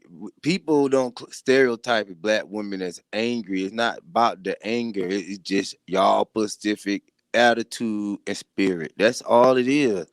Yeah, it's classified as anger, but it's not really anger. It's just who y'all are. Oh, the other thing I'll say is this: what I've noticed. All of them. We can't say who y'all are. Listen. No. It's all, but not that. That's why I don't classify it as angry. The spirit of most of these black women is pretty much the same. I can't say that. I'm gonna go to disagree. Yeah. But what I also say is this: that women over time become jaded.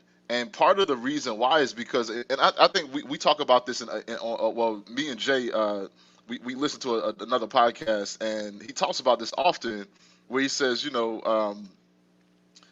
black women, there's a lack of cultural exchange. So the older black women know the mistakes that they've made, but they never transfer that information down to the younger black women. And so what happens is these younger black women make the same mistakes. So every generation making the same mistake, making the same mistake, making the same mistake, and now they're jaded and upset about their life. And it's like, So, so so hold I on, mean, let me finish. go ahead. Let me finish. What I found though is that when you look at the younger black women, so a woman under the age of 25, a lot of them aren't jaded just yet, and they're still open to receive positive interactions with men. But then you got older black women like, oh, he ain't nothing. Go ahead and cheat, and you're throwing all this salt in the game for no reason because your life sucks. You know what I mean? So I don't believe in the whole black woman, angry black woman stereotype and redemption. If that was aimed at me, that's fine. Um, I'm having issues with this woman because we're not together. I just like I said, I'm not going to deal with a woman who has a bad attitude, who's physically unfit, who's mentally unstable. I don't Oh give a no. damn who she is. I don't give a damn who she is. You know what I'm saying? And it's not that all black women are angry, but this particular one is angry for the reasons that I just described. And I like what you said because that proves my point once again. What you said about the black woman, we need to lose this.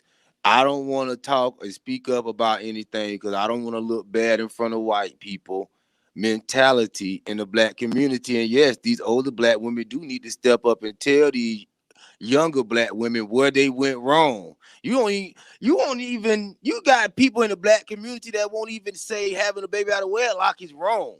That's not even preached in the black community no more. It's like, girl, you did a good thing. You got a baby, you 18. Come on in the house, girl. You done pop that thing, girl. Hey, we're gonna have a baby shower. We finna have a reveal party. Oh, girl, you done did something right. All right, listen. We celebrate the dumb shit of just saying, you know what, take you and that baby in the room. You dumb. Yes, if we change the attitude of the black community, that will change. But with no men, and the men that is around, black men is just like the black women. That's how far we done got. Black men is just like the black women. They go along with it. Yeah, girl. Hey, baby, you done got your baby. I'm finna have you for gender reveal. We all at the gender reveal to celebrate. Hey, that's my baby. She had a baby out of wedlock. She a hoe. We be celebrating with her on some dumb, stupid shit. But when we go out there and blame white people for our problem, that's what I see. That's what I see. Let's focus on what we can do. Hey, every time I tell the truth, I just want to focus on something else. No, let's focus on what we can. Yeah. Focus on solution based. You know what I mean? I'm here to tell the truth. Y'all focus on the solution. I'm gonna tell the truth, and then that's what I here to do. Yeah, that's the job I got. Tell the truth. But once again, we need to know what we're going to do. That was the original question to bring it full circle. But James Brown says every black female I'm close to was either raped or almost raped by black men. I'm sure that's a huge factor in their behavior. That's a good point. I know a lot of women who were actually sexually assaulted as well. Going back to my teenage years, I would know women since I was young that went through shit like that. So bring that out. Wendy, I'm sure not laughing at the comment before that one, but is laughing at something. I'm sure J. Doug said. Keenan says no. I'm not sure who he's referring to. Redemption says, wow, the child is of importance no matter what. I'm sure she's speaking to earlier when you spoke of leaving the child if the mother's crazy. Tim says, laugh out loud, bro. You were just saying that we need to rebuild the family. Now you're saying fuck it when things get tough. How we gonna rebuild a family if we don't have a cooperative women? It's just like you can spend your life going in circles, but like I say, you're still not gonna have a family. It's not at the end of the day. You're gonna have kids outside running around, but a family is a man and a woman married under one roof. That's a family. No. Your kids are your family, regardless if that woman's cooperating or not. You made that child. I made the children. You're not gonna I made have the children. that My strong responsibility. family structure. My responsibility was in the home. Okay, my responsibility. That's fine. My responsibility is to those children who are my family.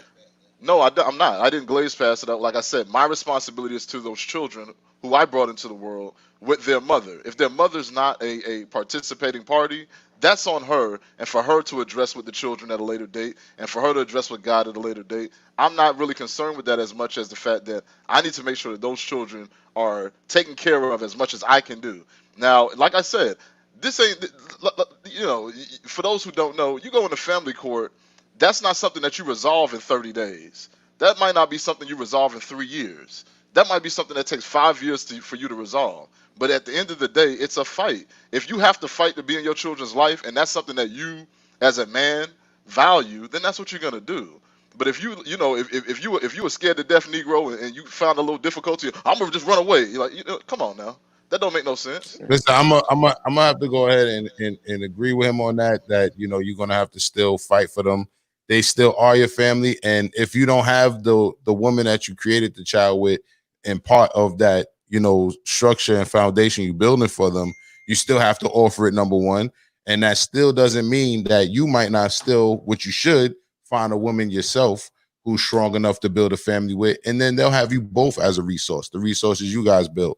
You know what I mean? So we'll go. I agree with both of y'all, but I'm just saying for some cases, it's better just to walk away and deal with the child when when they're 18. In some cases. So this is the thing. That's terrible idea. Oh, that goes to my other point. Is not spending the rest of your life trying to fight for the child. Like I said, you fight for the child with their child, and then by the time that child is a certain age, even before 18, they know what time it is. They know where the resources are. They're independent enough to come fuck with you.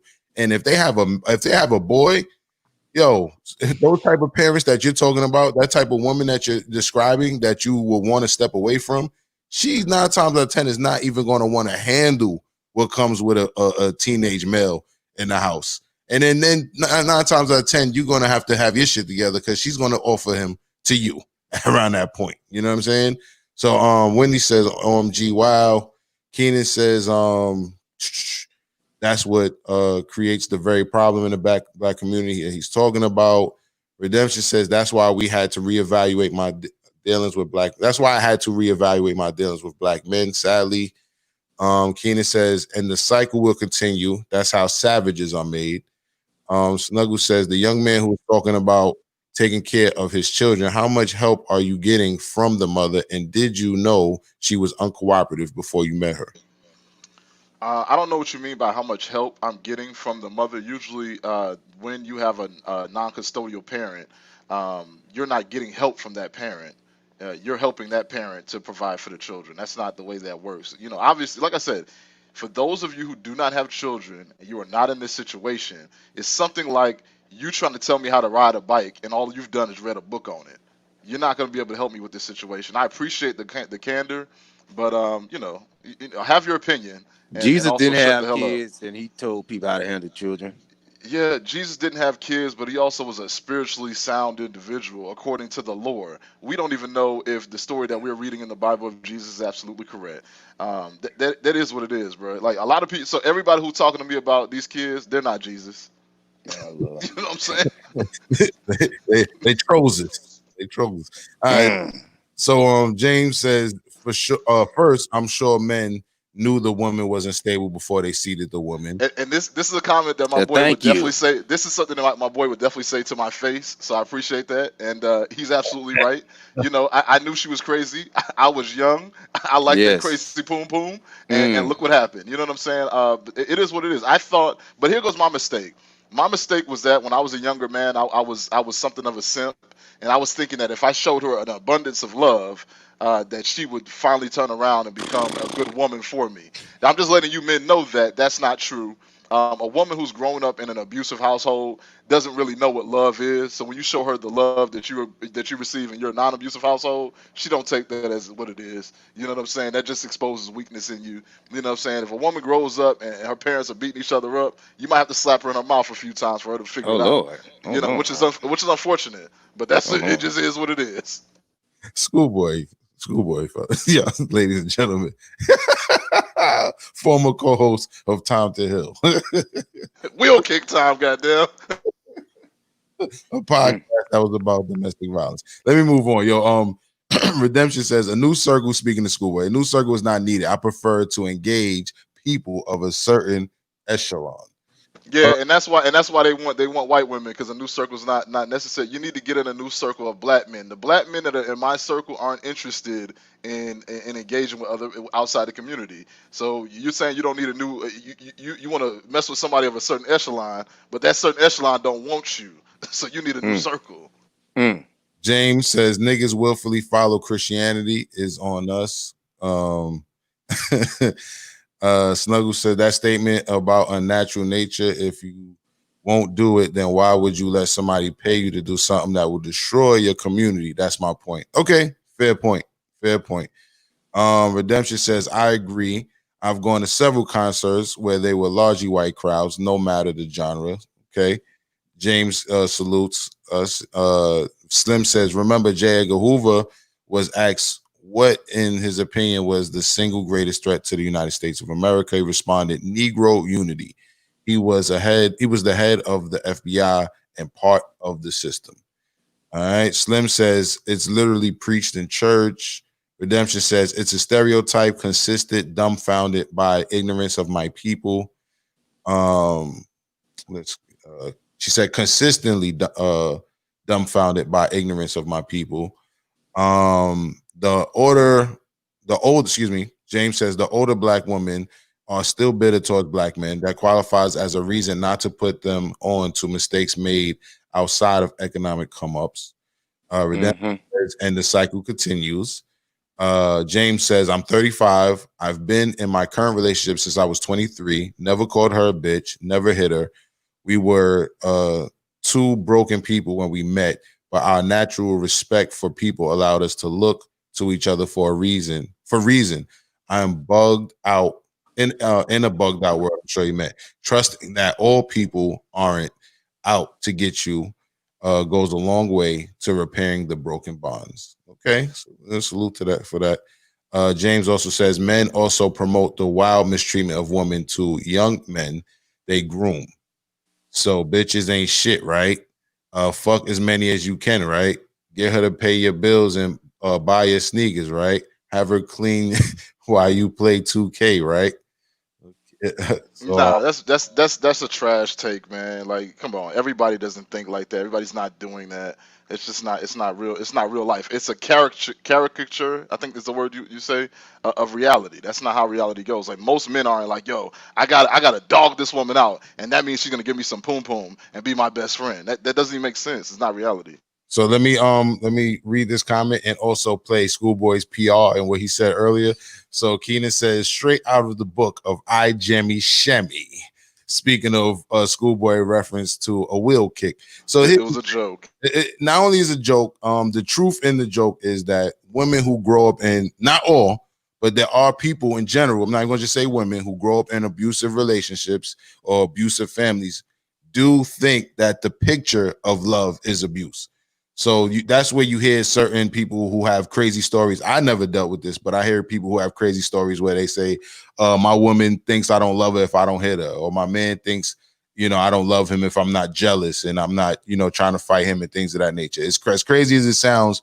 There are people who live like that. Slim says, Schoolboy talking like he's back on Star in the Morning, laugh out loud.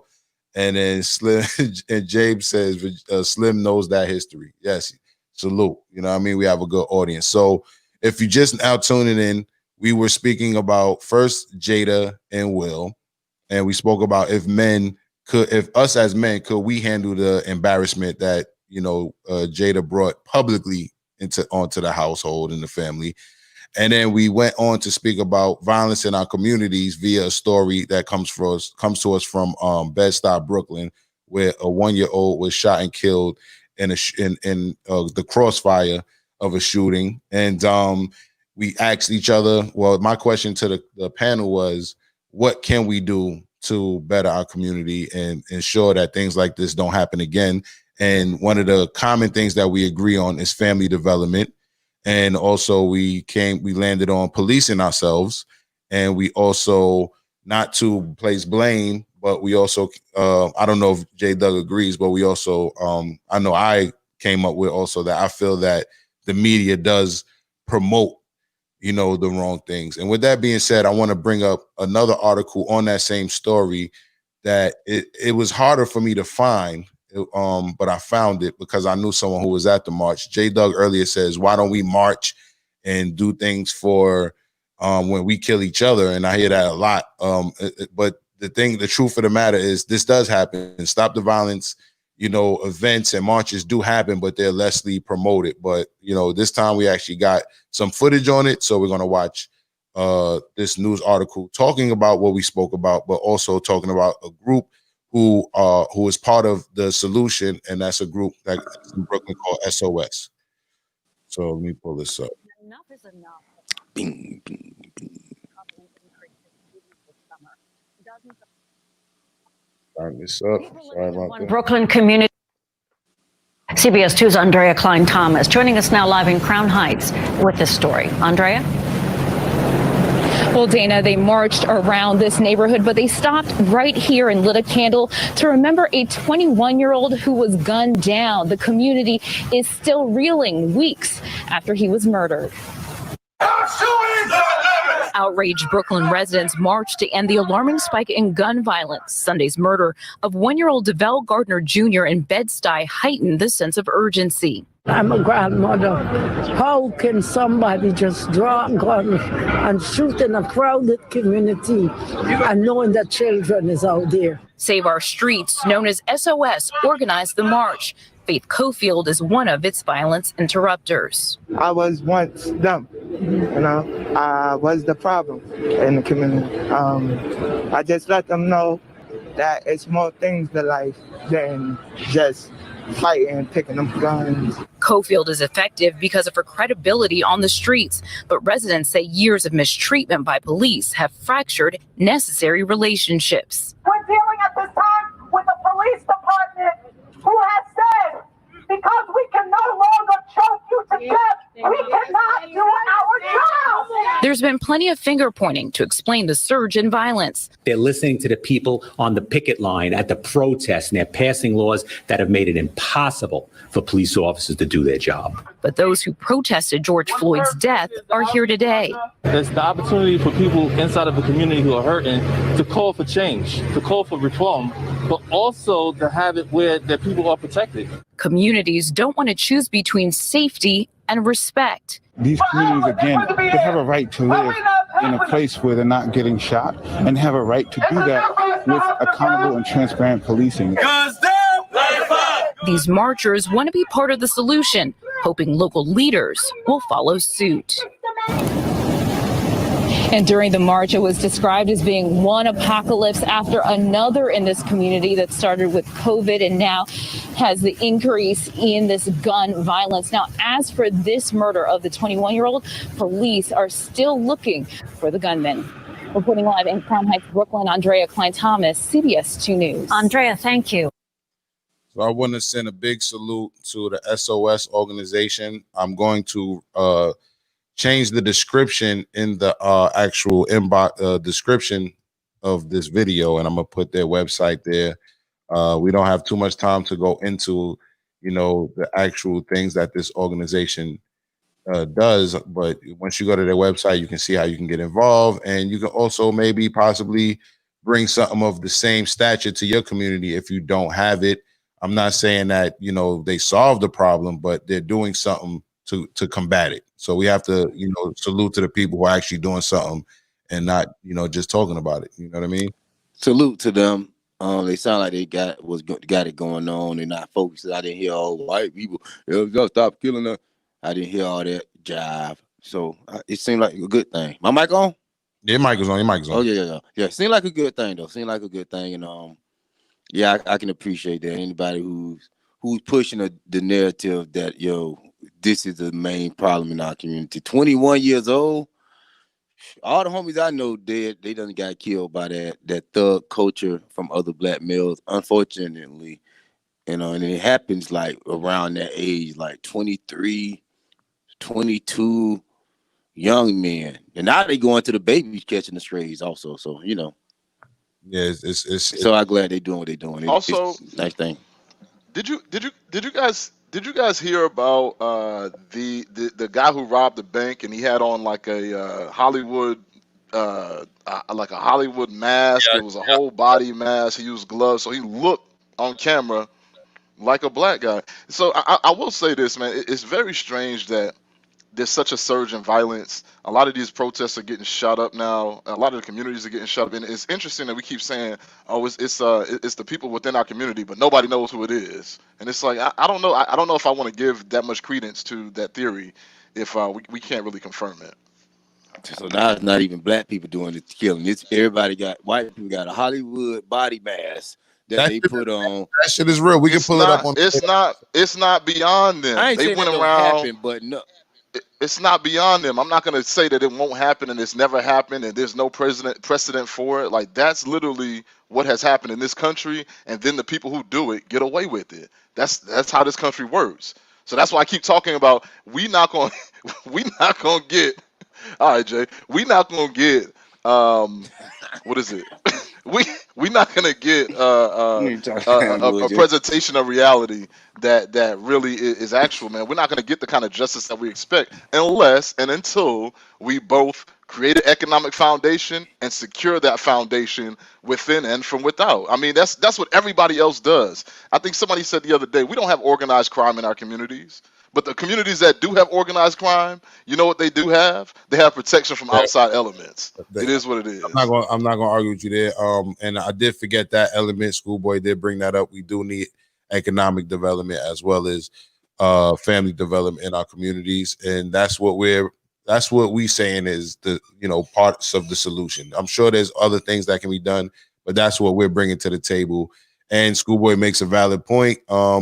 People may not know this, but a lot of communities that are now ethnic communities that are now considered white, and some that aren't, they come into this country and they actually, how they got into politics was they started as mobs and quote unquote mafias and things of that nature, but they used that power to influence business and politics. And with having politics and business, that economic, power, let's just say, they were able to bring the resources back to their families. So the difference between the difference between us and the black gang, we use our power to stand on the corner with our parents under our ass. That's the difference. You know what I mean? That's fair, but and also the difference is that you know how we have this whole stop snitching campaign. When the mafia was doing their dirt, the police took their money and minded their business. The other quote unquote white people, let's go ahead and dispel the myth of race, right? Because race isn't real. But the other white people, they weren't like, hey, the mafia's over here, we're gonna call the police, because they already knew, right, that the police wasn't gonna do anything. But when we start doing the same thing, the police come in real heavy-handed, the FBI got to look at it, the IRS got to look at it, and they make sure that they all pool their resources and make sure that black people can't do that. The reason why is because in this country, black people are a permanent designated underclass. No, you're a designated enemy of the white people. That's just what it is. You have an enemy within. Either you ready to go to war or you not. See, a lot of black people, we thinking white people finna give us some money. See, white. I don't mean to hold up the show, but we have to get our lot of land. We got to think white people is finna fund our empire. We gonna have to take some shit and we're gonna have to build from within. We got to stop thinking white people is not gonna come at us. White people are coming for us. That's our mentality. So when white people get at us, we should already be 2-3 steps ahead of it. We saw you coming. All That's how we got to start moving. So we're going to go to these comments before we move on. James Brown says, President in Franklin, 4 people got shot last night. That's unfortunate. 4 black people, probably about the black people. Slim says it's weird that there has been a resurgence of violence happening at the same time of American social awakening. Conspiracy. I'm not the one to downplay conspiracies for the simple fact that we have people in our communities who get arrested for conspiracies. We have people who do large time in jail for conspiracies for things that cannot be proven, but they believe is true. Can I say one thing on that? Yeah. The reason why you seeing the resurgence of crime is it haven't went nowhere. Y'all been focusing too much on the people that's fighting for justice and all that. That's not the criminals. The criminals is still out there. The streets is still eating. That don't stop just because civilized people want to march for justice reform. That's what I'm saying. We marching for criminals that don't even really want it. You know what I mean? No, I don't think know what's coming with the game. I don't think we're marching for criminals. when we're the ones unfairly targeted for doing most of the crimes, when we don't do the majority of the crimes in this country, because we're not even the majority in this fucking country. So it's just asinine to believe that, yeah, we do the majority of the crimes that they do and don't get arrested for as well. But what I will say is those people that they're marching. But why that can't be true though? Those people that they're marching to go against, a lot of those people are criminals as well. So it's not about if or and. It's not about this or that. It's about both. You gotta attack things on both angles. Let me ask you a question. You got judges who throw kids away and people away because they getting a back-end money. You know what I'm saying? Like, and that shit is not widely exposed. But even me, myself, and my own family, I've seen that shit happen. You know what I'm saying? For I had a family member, I'm not going to say who was proven innocent at a super young age and still jailed. You know what I mean? For 3 years. You know what I mean? They have to be proved innocent. Like, it's ridiculous. So, but guys, what's your question? I was just going to ask, why can't that be true? If it's true, maybe not true, but why? Just because there's more white people in the country, why can't black people still commit the most crime? What if that's true? It's not true. It's not true. What if it is? Why not? It's not. But what if it is? Because are we gonna talk about reality? Or are we in fantasy land? Do the statistics say that? No, the statistics say that we're all committing crime. No, who commit the most crime? Somebody got to be committing the most. Yeah, the most crime is committed by the majority of the population. The majority population at this point in time are non-white, are white people, not non-white people. That's why they call us "quote unquote" minorities. But again, I'll say this again for the last time, and I won't keep. But I don't think the thing is not about who commit the most crime. Our crime is at a disproportionate rate. Yeah, that's fair. That's fair. And we're also that's what we're talking about. We're doing We're for the amount of people. We're doing a amount of crime for the amount of people that we do have. That's what they're saying. Okay, but we're also disproportionately economically disadvantaged, overpopulated, and we have social ills that are actually perpetuated, created, and maintained by the federal government. So let's go ahead and stop the nonsense and make it seem like, oh, well, this crime come out of nowhere. Crime doesn't come out of nowhere. Crime comes from lack. People don't commit crime when they have an abundance of resources. That's why you don't see crime like that in rich neighborhoods. Because why would they commit crime when they can just buy what they want? In the last days, you gotta learn how to be moral without money. That's all I'm saying. Not at least violent crimes, because in the rich neighborhoods, you know what I mean. They're doing a whole lot of drugs, and their children are dying from these drugs, and that's also a crime that they're not getting committed for. And they're doing shit like, babysitters are killing the little kid they was babysitting, and people are getting molested and all types of fucked up shit. So might not. Also, go ahead. I'm sorry. Also, let's remember the fact that the vast majority of black people, white people, the vast majority of Americans are not criminals. The vast majority of us are going to work every day, and if we're not going to work, we're staying home and not committing crimes. The vast majority of Americans are not committing crimes. Let's remember that. As much as we try to pull out the statistics to fit certain narratives, the vast majority of people in this country are not committing crimes. But you got too many black people that celebrate this thug culture. That's all I wanted to say. I had another point, but I forgot, so we move on. All right. So Redemption says that Hollywood mass was a one-off. That was a long time ago. We don't know that that's true or not.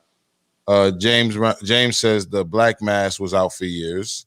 Redemption says 2010 Conrad Zizarak. I don't know what that's about, but maybe you can enlighten us. That's the person that was in the mask. Now the fact that we caught that one person doesn't mean that there aren't other people who have been caught. Like, if somebody does a drive-by with that mask on, when you report the crime, you're going to say a black guy in a red car shot me. You're not going to say a white guy in a mask shot me. Come on now. Let's be real. But let's be real. Most of these black guys that's getting shot in the street, they probably doing some type of illegal activity in the street. Most of these guys, I know in the funeral we act like, oh my God, how he done died? He was a holy man. But we know most of these guys be in the street thugging. Niggas be coming and they get them. I know that's why I'm saying we have to break that code of silence in the black community to where we don't even want to mention none of these things. We got to act like motherfucker was an angel just because he got killed in the street. No, most I'm of not these like guys that, man. might have killed somebody. Most of these guys be thugging and getting money in the streets, and that's their fate. Most of them. So it's barely rare, like you say, niggas that walking up the street going to work every day getting killed. That's very rare. You can't get killed at work 8 hours. You ain't got no time to kill me. There's only 24 hours in a day. 8 hours I'm at work and 8 hours I'm asleep.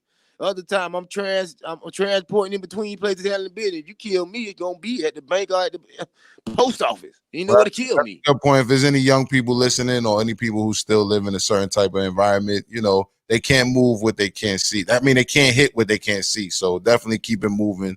That's one of the tactics I used, you know what I mean, survive the neighborhoods I grew up in, you know what I mean? And so they can't hit what they can't see, you know what I mean? So keep it moving, you know, go to work, go out, do something productive, you know, go be social or be home, you know what I mean? But definitely don't be available to be in the middle of the bullshit. We're not saying it still can't happen, but, you know, lessen the odds. James says the institution of race became a thing in the 1800s. Please read a book called The History of White People.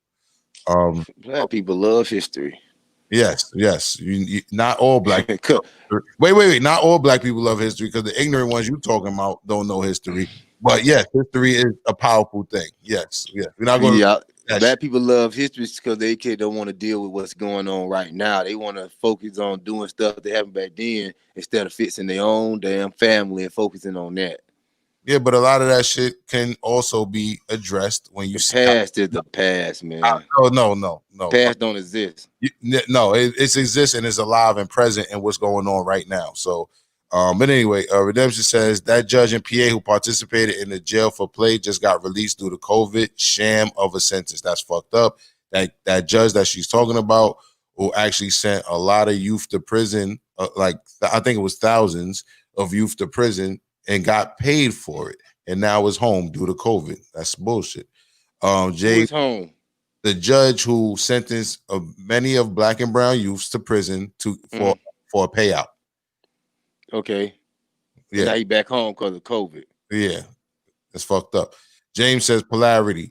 The most crimes are coming from affluent whites and poor blacks. Yes, that's what I was saying earlier. They also participate in a lot of the crime, especially when it comes to drugs and, you know, a lot of other crazy shit that they deal with in their community. The grass is not necessarily greener on the other side, but we do have to worry about, you know, what's going on our side. Yeah, that's the thing. Yes. Slim says targeted policing over policing, stop and frisk was aimed at black and Latinos community only. That's a fact. Redemption says accountability needs, I'm saying that shit all crazy, needs to be taken for a sad behavior. Exactly. I want to say one more thing real quick too. And by the way, if white people do just as much crime as black people do, then that disproves y'all theory that the economic base is gonna stop the crime, because white people already doing more crime than us and they got money, so that don't stop the crime then. Well, that wasn't my theory. That was Schoolboy's theory. I'll let him answer that. But, you know, I do believe if we had more resources. They got resources. They still do more crime than we do. It would less. It would, yeah, but, you know, it would lessen the odds on our Bitcoin. Well, there's more of them than there are of us. No, I want you to answer what I asked. What's the question? You didn't even know the question. I said if they got just as much crime as we do or more, and they got the economics already, that proves that economics won't fix the crime in our community, because they already got it and they still doing more crime. How will economics fix us? The type of crime that they're doing is different. So they're out there. Now crime is, we talk about crime. We ain't talking about what type. We talk about crime. Period. It matters. If economics don't stop crime, it matters. Any type of crime. If you don't stop any type of crime. Hey, hold on.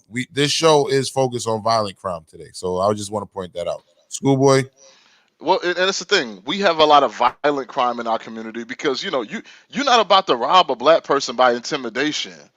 You're not. Like, you're gonna have to take something from them. That's not, because we a little bit too hardy for that. But again, our communities are also overly policed by outside elements. You don't have the police patrolling the streets in a lot of these affluent neighborhoods, or even the damn trailer parks. They only go when they called. But they all up in our shit trying to figure out what we're doing wrong so that they can lock us up. It just is what it is. understand that, but I want you to answer what I answer. If they got the economics and that haven't stopped the crime in their community, how would that fix the crime in our community? Okay, so I would say this, that they are committing crimes, but it's a different type of crime. They're committing passive crime, and our crime is a lot more active. Hold on, what you say? Our crime could be fixed by money, and theirs can't. Well, like I said, I would rather the crime in our community be some kid at a computer doing identity theft than I want guys out in the street shooting people. Okay, I'll just be honest about that. So money will stop people from shooting people.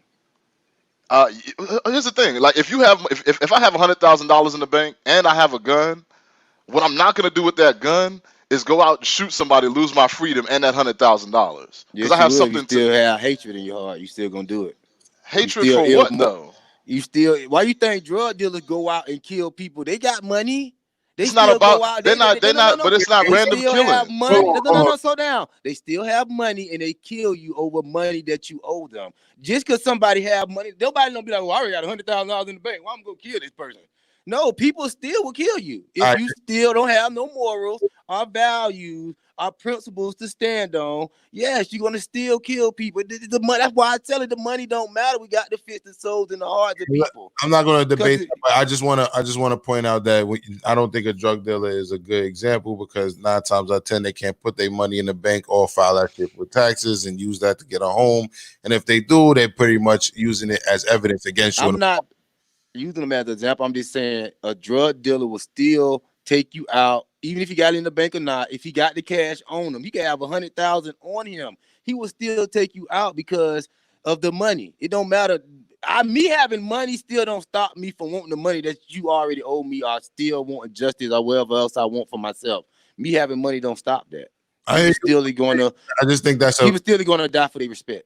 I hear that. It's definitely about pride as well. But I definitely just don't think the drug dealer can be, used in that analogy because just a prideful person. The person prideful person. Yeah, there you go. Because the person who got to actually work a legal job to get that $100,000 in the bank, they're gonna think twice about losing their freedom versus someone whose job is to take penitentiary chances just to get that money. But I just wanted to disprove that the economics is not going to help us. That was a good point, but I think that we got to say that for another episode because just glance by everything I bring to the table because it's hot fire. Don't try to. I know. We literally an hour and 51 minutes in. No, they go. Yeah, I know. We got to roll. James says, "Image is everything. The message that popular Black culture perpetuates is of a disgusting type for suburban whites." And cops who don't have firsthand experience in the ghetto will only see what videos show accountability. Good point. Let me see. Slim says, not all white people have money, my dude. Another good point. Redemption Song says the type of crime does matter. I agree with her. It definitely is a big difference between white collar crime and blue collar crime and straight up violent crime, especially when it's being done on your own people. James says history is of great importance. How would you know why you and your peers are facing problems today? All other so-called races thrive because they know their history is true. Some are stuck in times not of our own, but my guy, to throw away history is foolish. And I'm just saying, Black people, we lean on that too much. We take history and then we read history, then we take it, we internalize it, then we get all emotional about what happened in history. If we could just read history and say, "Wow, that's cool, what happened," but we take it a step further, we start getting emotional. Motherfucker thought I'd be in the movie crying. You take it too far. We don't think like, "Wow, that's just the past." Well, maybe some take it emotional because they can see how they ended up where they're at, you know what I mean? Or maybe because they wasn't taught. See, me with history, I've been taught history my whole life. So when somebody comes to me with a narrative of history, I'm not going to just get overly emotional because it's not new to me what you're telling me. But when some people are newly educated on these things and it blows their fucking mind. That's what I'm saying. Wait, white or Black? Because I have white family that I told them some things they had no idea about history and they're like, "Oh my fucking God." You know what I'm saying? So it blows their mind and they can get overly emotional. But at the end of the day, the history has to get taught. You got to know it. It's just like that person that first go to church. As soon as they go to church, they first time in church, they all hype crazy about Jesus. They in the church more than anybody every day, every week. Then about a year, 3 years past, they like, hey man, I ain't going to no damn church. It did the same thing. I just don't want us to take history and get all emotional about it and then realize that, yo, it was just a cool thing that happened.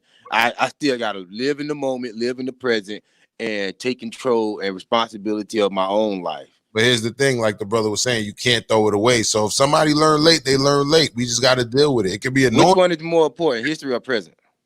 I think they're both equally important because you have to know what happened to know how things became, so you can know also how not to repeat certain things. Like as someone who knows history, I cannot say it's not as important as what's going on right now. I just can't. This is the more you know about history, the more you can see exactly how shit came to be, and that's a fact. You know what I mean? There's little, it's almost nothing you could say is happening that you can't relate to why it's happening. The why is the history. The why is the history. You know what I'm saying? So Redemption Source says the violent propensity is lower given the rise of opportunity. James says if everybody has money, the value goes down, which will eliminate the world's rich and poor from an economic stance. Exclusivity is key here. The object is to get more than the next family in order to bolster your social ranks, thus getting rewarded in ways commoners won't, eliminating the need for mediocrity. Basically, classism. James also says, okay, you're speaking on emotional IQ. Good point. And that emotional IQ can be taken out on many things outside of history. But that's what I'm saying. That's what black people mostly have. That's why people prey on us with the symbolism, with all this stuff. That's how Obama got in office, through emotion. That's why I'm just telling black people to be aware of all that history, because I know how fragilely emotional we are. Obama got in office because they chose him to go in office. That's because he played on the emotions of black people. Hope and oh my God, I'm here and I'm jiggy and yeah. That's why he was doing. That's why they celebrated, but they chose that nigga. Yeah, they didn't ask for anything because they was too caught up in the emotion of things. See, when you all up in the emotional thing, you're not in the present. So you don't know what you're supposed to be getting from this person. That's the same thing with August Alsina. The reason why he's so mad at Jada Pinkett Smith because he was caught up in the emotion and not in the present. Well, he should have been getting his tangibles and getting his stuff from Jada. So when she did move on with her life, he can move on with his life graciously. And that's what happens when you focus on your life. That's why I encourage people to focus on your life and stop focusing on all the bullshit. When you focus on your life, you can see what's in front of you. But if you start looking behind you, you're going to miss everything that was in front of you. I'm just telling you. All right, then. Redemption says history must be actively learned. I agree. Provides context for present day. Just take it for context and you move on to present day, but don't emotionalize it. Don't be going back talk about look what y'all see. You know, when black people, they always tell a joke about when we saw Roots, how we would go to school and we was mad at the white kids in school like they did something. That's the proof of how we emotionalize the history that we learned. That's the proof of it. And you can't tell me you ain't heard plenty of comedians tell that joke. Oh, I saw Roots. I wanted to go and beat some white people. I heard a lot of comedians say a lot of dumb shit, though. But that was the comedians, they speak for mostly the general senses of the community actions. Yeah, sometimes. As far as the observer of the community. Sometimes they perpetuate bullshit. You know what I mean? But you know what I'm talking about, right? I know what you're talking about, but I think some like what I'm going, because I love comedy. I love comedians that talk some good shit. But one thing I want to say is that sometimes the one joke that I hate that's still being repeated to this day is when comedians get on stage and say black people do this and white people do that, and there's always like a negative connotation on what black people do, and white people's always so perfect. That joke is the oldest, corniest fucking joke, and to me, it's not based on reality. Black people, we don't pay our fucking bills. Fuck a bill. We just put the bill. And then white people, you pay your bills on time, and you the fuck out of here. Well, you really don't hear that. But that's like old, like early 2000s comedy. You really don't hear comedy like that no more. They still talk. All right, we'll see. Yeah, the new age comedy is a little more diverse because the younger generation, they don't really see stuff like that anymore. But Right. I do remember that time in comedy. Right. So James says if you read the end of a book, you will understand the character's strife. Slim says Obama was selected, not elected. My thoughts exactly. James says Obama kept niggas quiet. I agree. James also says gays came up during the Obama admin. I agree. James says I see your point clearer now. Thank you. I could clear it up for you, but I'm always on the right track. You know what I mean? And I always got the best interest of white people at heart. I'm not on this bullshit just to be bullshit. I'm showing y'all love, trying to be honest with y'all, so y'all can come on to this side. Well, I'm living good. I'm fine. I'm living good. So shit, nigga. I got a full check coming in week. No child support coming out, nigga. If you want to come over here and meet shit, fuck, I tell you how to get here. But it's not gonna be no blaming and complaining. You're gonna have to take responsibility for your own life. All right, so that's the method behind J Doug's madness, as said by J Doug. All right, Redemption says comedians also highlight stereotypes. My point exactly. Slim says you live in a country that has several holidays dedicated to historical events. History reverence is relegated to Black people.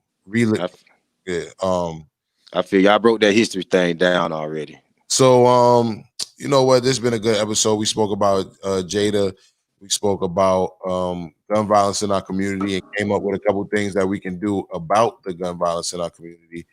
And what we also spoke about is family development, which was the one that I feel like the main thing. Family and economic development is what we came up with as a not just us, not the only solution, but one of the main things that we need to do to basically stop the bullshit in our community. And I think also when we speak about the media influence, we got to just make it cool to be a stand-up person. We cannot continue to perpetuate this image of what J Doug's called thug culture and what some also might call F culture. You know what I mean? Because I'm trying to minimize my black people do this, black people. I'm just gonna start calling it with thug culture. That's good. Yeah, I can agree with you on that. Let's call them out specifically for what it is and the ones that's perpetuating that. So I'm gonna tomorrow we're gonna talk about we're gonna give you some Karen's revenge. We got some Karen's revenge for you. We also got of course some stories with police brutality and things of that nature. I'm not gonna say of course, but this particular story we're gonna come back with tomorrow is pretty interesting. So make sure you come back tomorrow. And as of today, we're going to leave you with this message, which I don't all the way agree with, and you'll see why. This comes to us by Nino Brown. I want to call him a ghetto motivational speaker. You know what I mean? From, I believe, Florida. Sassy. I don't know. What's your deal with him? You don't like this guy? What are you saying? Nino Brown has been proven plenty of time to be a fraud online. Like, stop it, man. Y'all love to call the coons the people who telling the truth. Now they coon. But the people who actually cooning, y'all don't never call them out. That's just all fun and game because they play on y'all emotions. But I think some people do call them out. But my thing is this, but is he not cooning? Is that not cooning? Because that from the old school definition of cooning, that was considered cooning.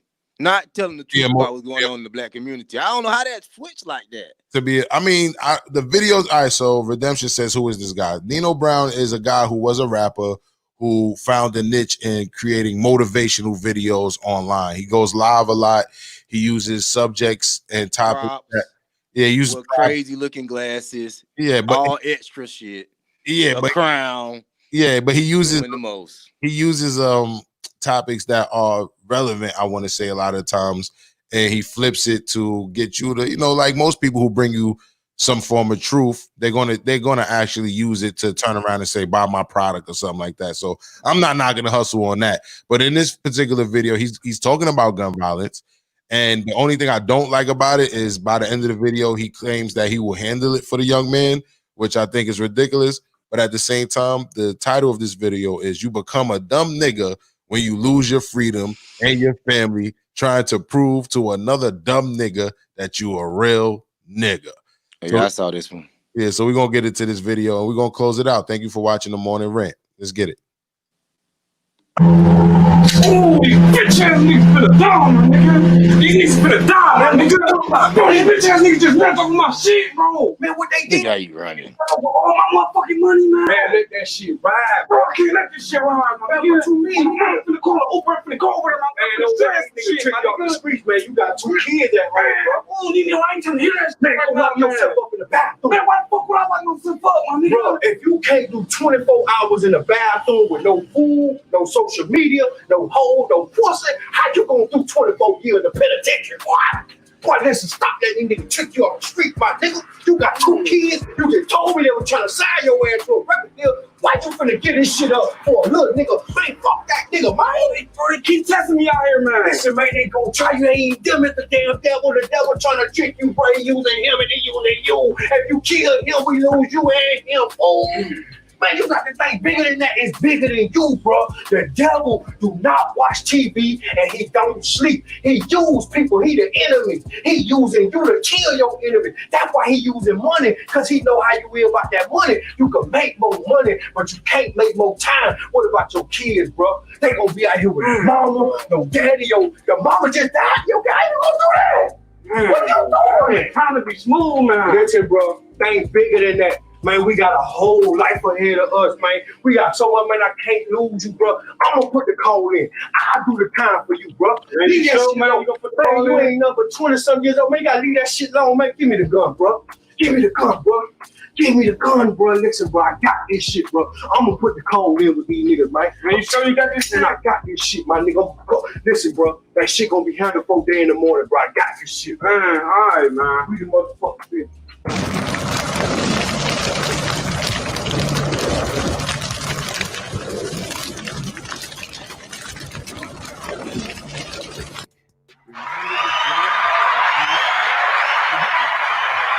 Sort of like, yo, today gonna be a good day, and then like people fuck with you. I'm on fire right now, fuck nigga. I had the biggest comeback, nigga.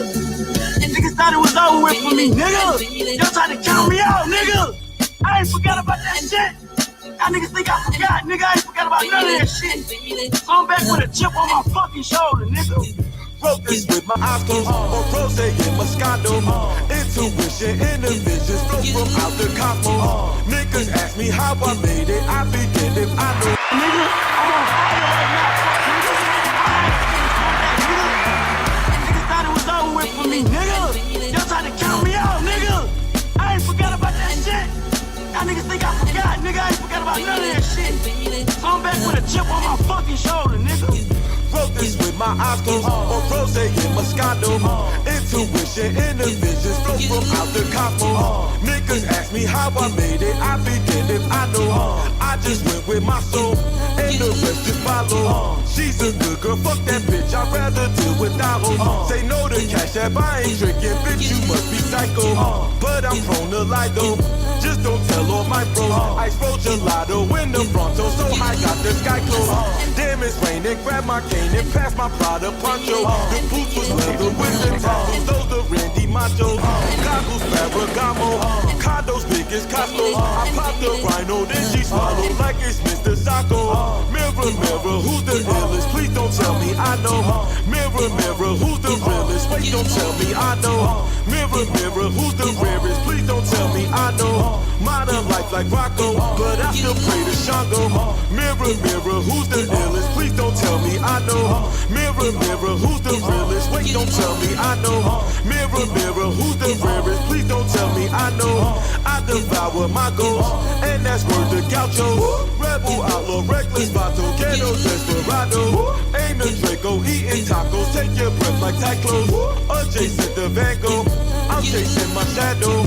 The pain is the shackle, embrace it for battle. In the gym for 7 weeks, I feel like Boris Kojo. I mean Cujo with a new hoe, sober watching Kuso. With my old hoe, I forgot I fuck my hoes in duos. Fofo throws in 2 hoes, loopholes out with pool holes. That piece of coupon for designer, Gucci coat was 2-tone. School old Parasuco, shoot like Tony Kukoc. The Jamba Sanson, no Delilah, put that on my tombstone. Mirror, mirror, who's the illest? Please don't tell me I know. Mirror, mirror, who's the realest? Wait, don't tell me I know. Mirror, mirror, who's the rarest? Please don't tell me I know. I devour my goals, and that's worth the gauchos.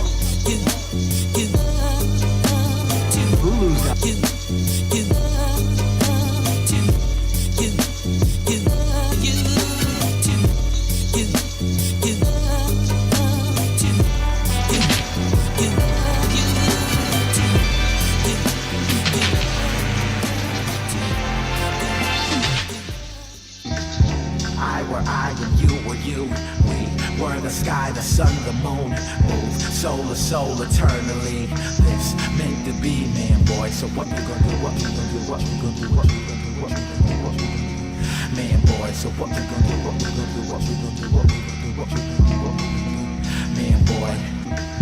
I were I and you were you. We were the sky, the sun, the moon, move soul to soul eternally. This meant to be, man, boy. So what we gonna do? What we gonna do? What we gonna do? What we gonna do? What we gonna do? What we gonna do? Man, boy. So what we gonna do? What we gonna do? What we gonna do? What we gonna do? What we gonna do? What we gonna do? Man, boy. Is this shit a lyric, or is this just my spirit? Speaking out loud proudly, so everyone can hear him. He really speaks gently, except the times he tempts me.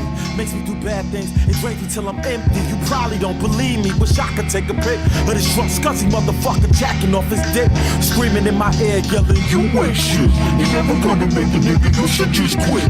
I'm my biggest obstacle, or y'all don't exist. Like an M. Night Shyamalan fly, what the twist? Mr. Invincible, Mr. Inhuman, Mr. Ingenious, really thinks that he's stupid and vulnerable and lonely. Most of the time he's home trying to figure out what's going on inside his dome.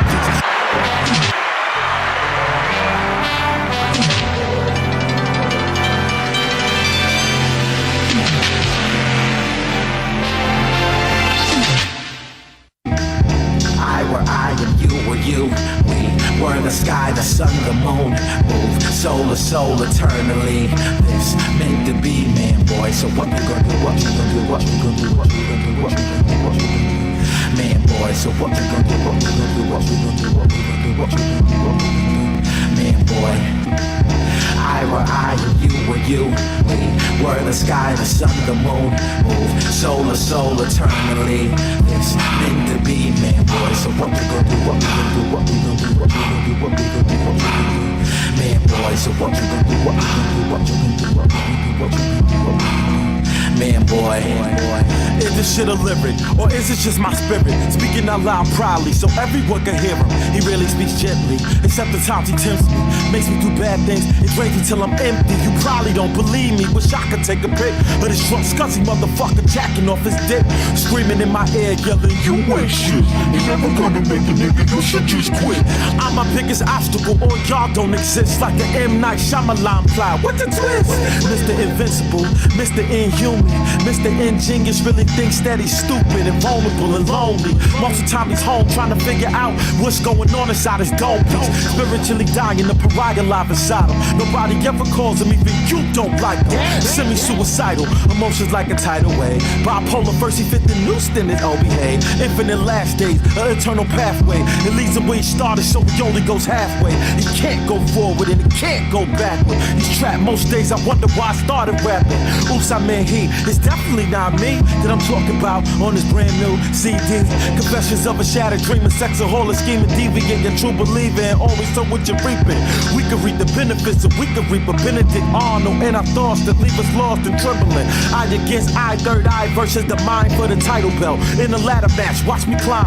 Bipolar chromosome, zoning on his own. Holocron to his dome. Since parochial school, I've been used up. Misconfused mutt. I'm too recluse, stay loose in the comatorium, every talker. Stole vodka, stole my art, stole my comfort. There's nothing makes sense, now I'm totally bonkers. Off my rocker, bouncing off the walls in my mom's apartment. It ain't my fault that I lost and I can't absorb it. Lay it dormant, no dormant, for the Porsche. I'm anonymous, oh my God, I'm normal, fully formed, repressing. Mine and ease be stressing. God bees the devil, he strikes me with blessings. So like a bitch that curses, I'm in war like Xerxes. Trying my best not to hurt me. Depression, empty rhetoric, no, it barely speaks. It hides behind a smile. smile and fit it, just say we weak. I sip my tears and lick, I drown my time in ink.